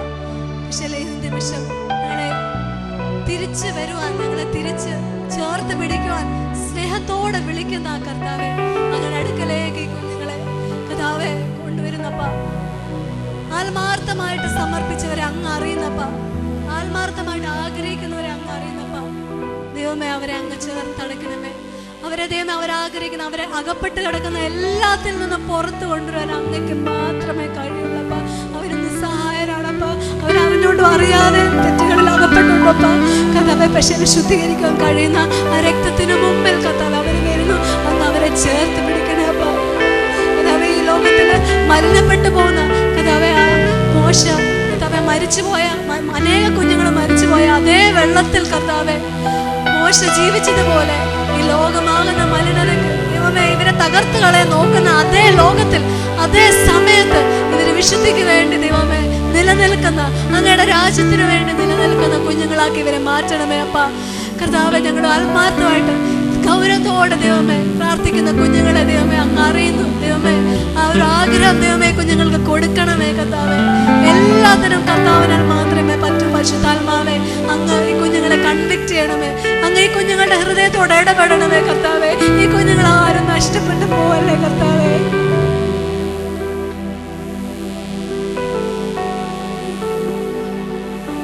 കർത്താവെ, ഈ നിമിഷം കർത്താവെ ഈ കുഞ്ഞുങ്ങളെ അങ്ങ് അവർക്ക് ആവശ്യമുള്ളത് എന്താണോ, ഓരോ കുഞ്ഞിനും ആവശ്യമുള്ളത് എന്താണോ അത് അവരോട് ഇടപെടണമേ കർത്താവെ.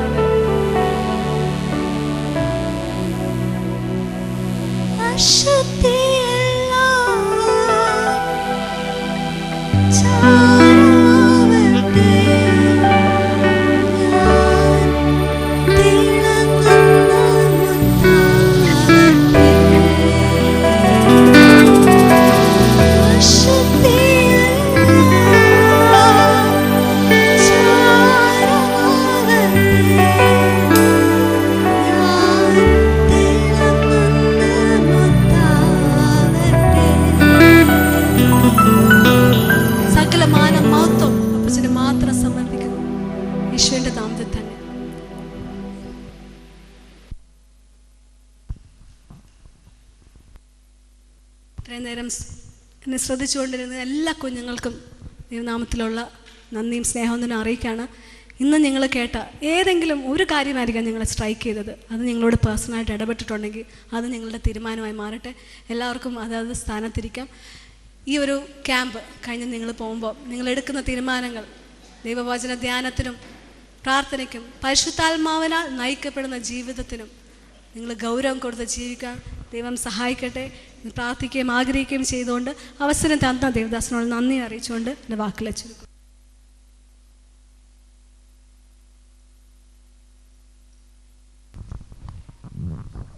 Thank you so much doctor Nisi. Such a depthful ആയിട്ടുള്ള തോട്ടാണ്. പലവർക്കും നമുക്ക് അറിയത്തില്ലായിരുന്നു ഈ കാര്യങ്ങളൊക്കെ, ഹോളി സെക്ഷുവാലിറ്റി ആൻഡ് ജെൻഡർ. അപ്പം നമ്മളിപ്പം പഠിച്ച കാര്യം മാരേജിന് മുമ്പേ ഒരു സ്റ്റാൻഡേർഡ്, ദാറ്റ് ഇസ് പ്യൂരിറ്റി അല്ലെങ്കിൽ നിർമ്മലത, അത് കഴിഞ്ഞിട്ടുള്ള സ്റ്റാൻഡേർഡ് ഫെയ്ത്ത്ഫുൾനെസ്, നമ്മുടെ റെസ്പോൺസ് ടു ആർ ടെംപ്റ്റേഷൻസ്, പരിശുദ്ധാത്മാവുടെ ഗൈഡൻസിൽ, sanctification, being in the gospel, ഇതെല്ലാം നമ്മൾ മനസ്സിലാക്കി നമ്മുടെ ഹുവമായി എന്നുള്ള ചോദ്യത്തിൽ ഒരു ക്രൈസ്റ്റ് ലൈക്ക് ഇമേജിൽ നമ്മൾ ജീവിക്കണം. അതെല്ലാം നമ്മൾ മനസ്സിലാക്കി നമ്മുടെ ഓരോ ദിവസത്തിൽ നമ്മുടെ ജീവിതത്തിൽ നമ്മൾ അതുപോലെ ജീവിക്കണം. So I would just like to have a word of prayer. Ellarum please close your eyes. Hallelujah, gracious Heavenly Father God, thank you Jesus for this wonderful session. കർത്താവേ, ഞങ്ങൾ ഇന്ന് കേട്ട ഈ ദൈവവചനം കർത്താവേ, ഹോളി സെക്ഷുവാലിറ്റി കർത്താവേ, ഈ ഒരു ലോകത്ത് കർത്താവേ പലതരം സെക്ഷുവാലിറ്റിയിൽ ആൾക്കാർ ജീവിക്കും കർത്താവേ. ഞങ്ങൾ ആരാണെന്ന് മനസ്സിലാക്കി കർത്താവേ ദൈവത്തിൻ്റെ ആ സ്റ്റാൻഡേർഡിൽ ജീവിക്കാൻ കർത്താവേ, എന്ത് ടെംപ്റ്റേഷൻ വന്നാലും കർത്താവേ പരിശുദ്ധാത്മാവിൻ്റെ ഗൈഡൻസിൽ മുമ്പോട്ട് പോകാനും കർത്താവ് എന്ത് പറയുന്നു എന്ന് പറഞ്ഞാൽ അതുപോലെ മാത്രം ജീവിക്കാൻ കർത്താവേ, ആ ഒരു വിശുദ്ധിയിൽ ആ അൾട്ടിമേറ്റ് ഡെസ്റ്റിനേഷനായ ക്രൈസ്റ്റിൽ മാത്രം നോക്കി ജീവിക്കാൻ കർത്താവേ, വിശുദ്ധിയോട് ജീവിക്കാൻ കർത്താവേ ഞങ്ങൾ ഓരോരുത്തരെയും സഹായിക്കണേ, ബലപ്പെടുന്നേ എന്ന് പ്രാർത്ഥിക്കുന്നു. ഡോക്ടർ നിസിയോട് സ്തോത്രം ചെയ്യുന്ന കർത്താവേ, ആയിരിക്കുന്ന സ്ഥാനത്തിലെല്ലാം ദൈവത്തിൻ്റെ ഫ്രൂട്ട്ഫുള്ളായി യൂസ് ചെയ്യാൻ കർത്താവ് ഇടയാക്കി തീർക്കണേ എന്ന് പ്രാർത്ഥിക്കുന്നു. ഞങ്ങളുടെ PMG യൂത്ത് ടീമിനൊത്ത് പ്രാർത്ഥിക്കുന്നു. ഇന്നൊരു സെഷൻ ദൈവം ഒരുക്കി തന്ന ഓർത്ത് സ്തോത്രം ചെയ്യുന്നു. ഇവിടെ ഇരിക്കുന്ന ഓരോരുത്തരും അത് പ്രാർത്ഥിക്കുന്നു. അവരുടെ ഓരോരുത്തരുടെ ജീവിതത്തിൽ ഇതൊരു അനുഗ്രഹത്തിന് കാരണമായി തീരണമേ എന്ന് പ്രാർത്ഥിക്കുന്നു. In the name of Jesus we pray. Amen.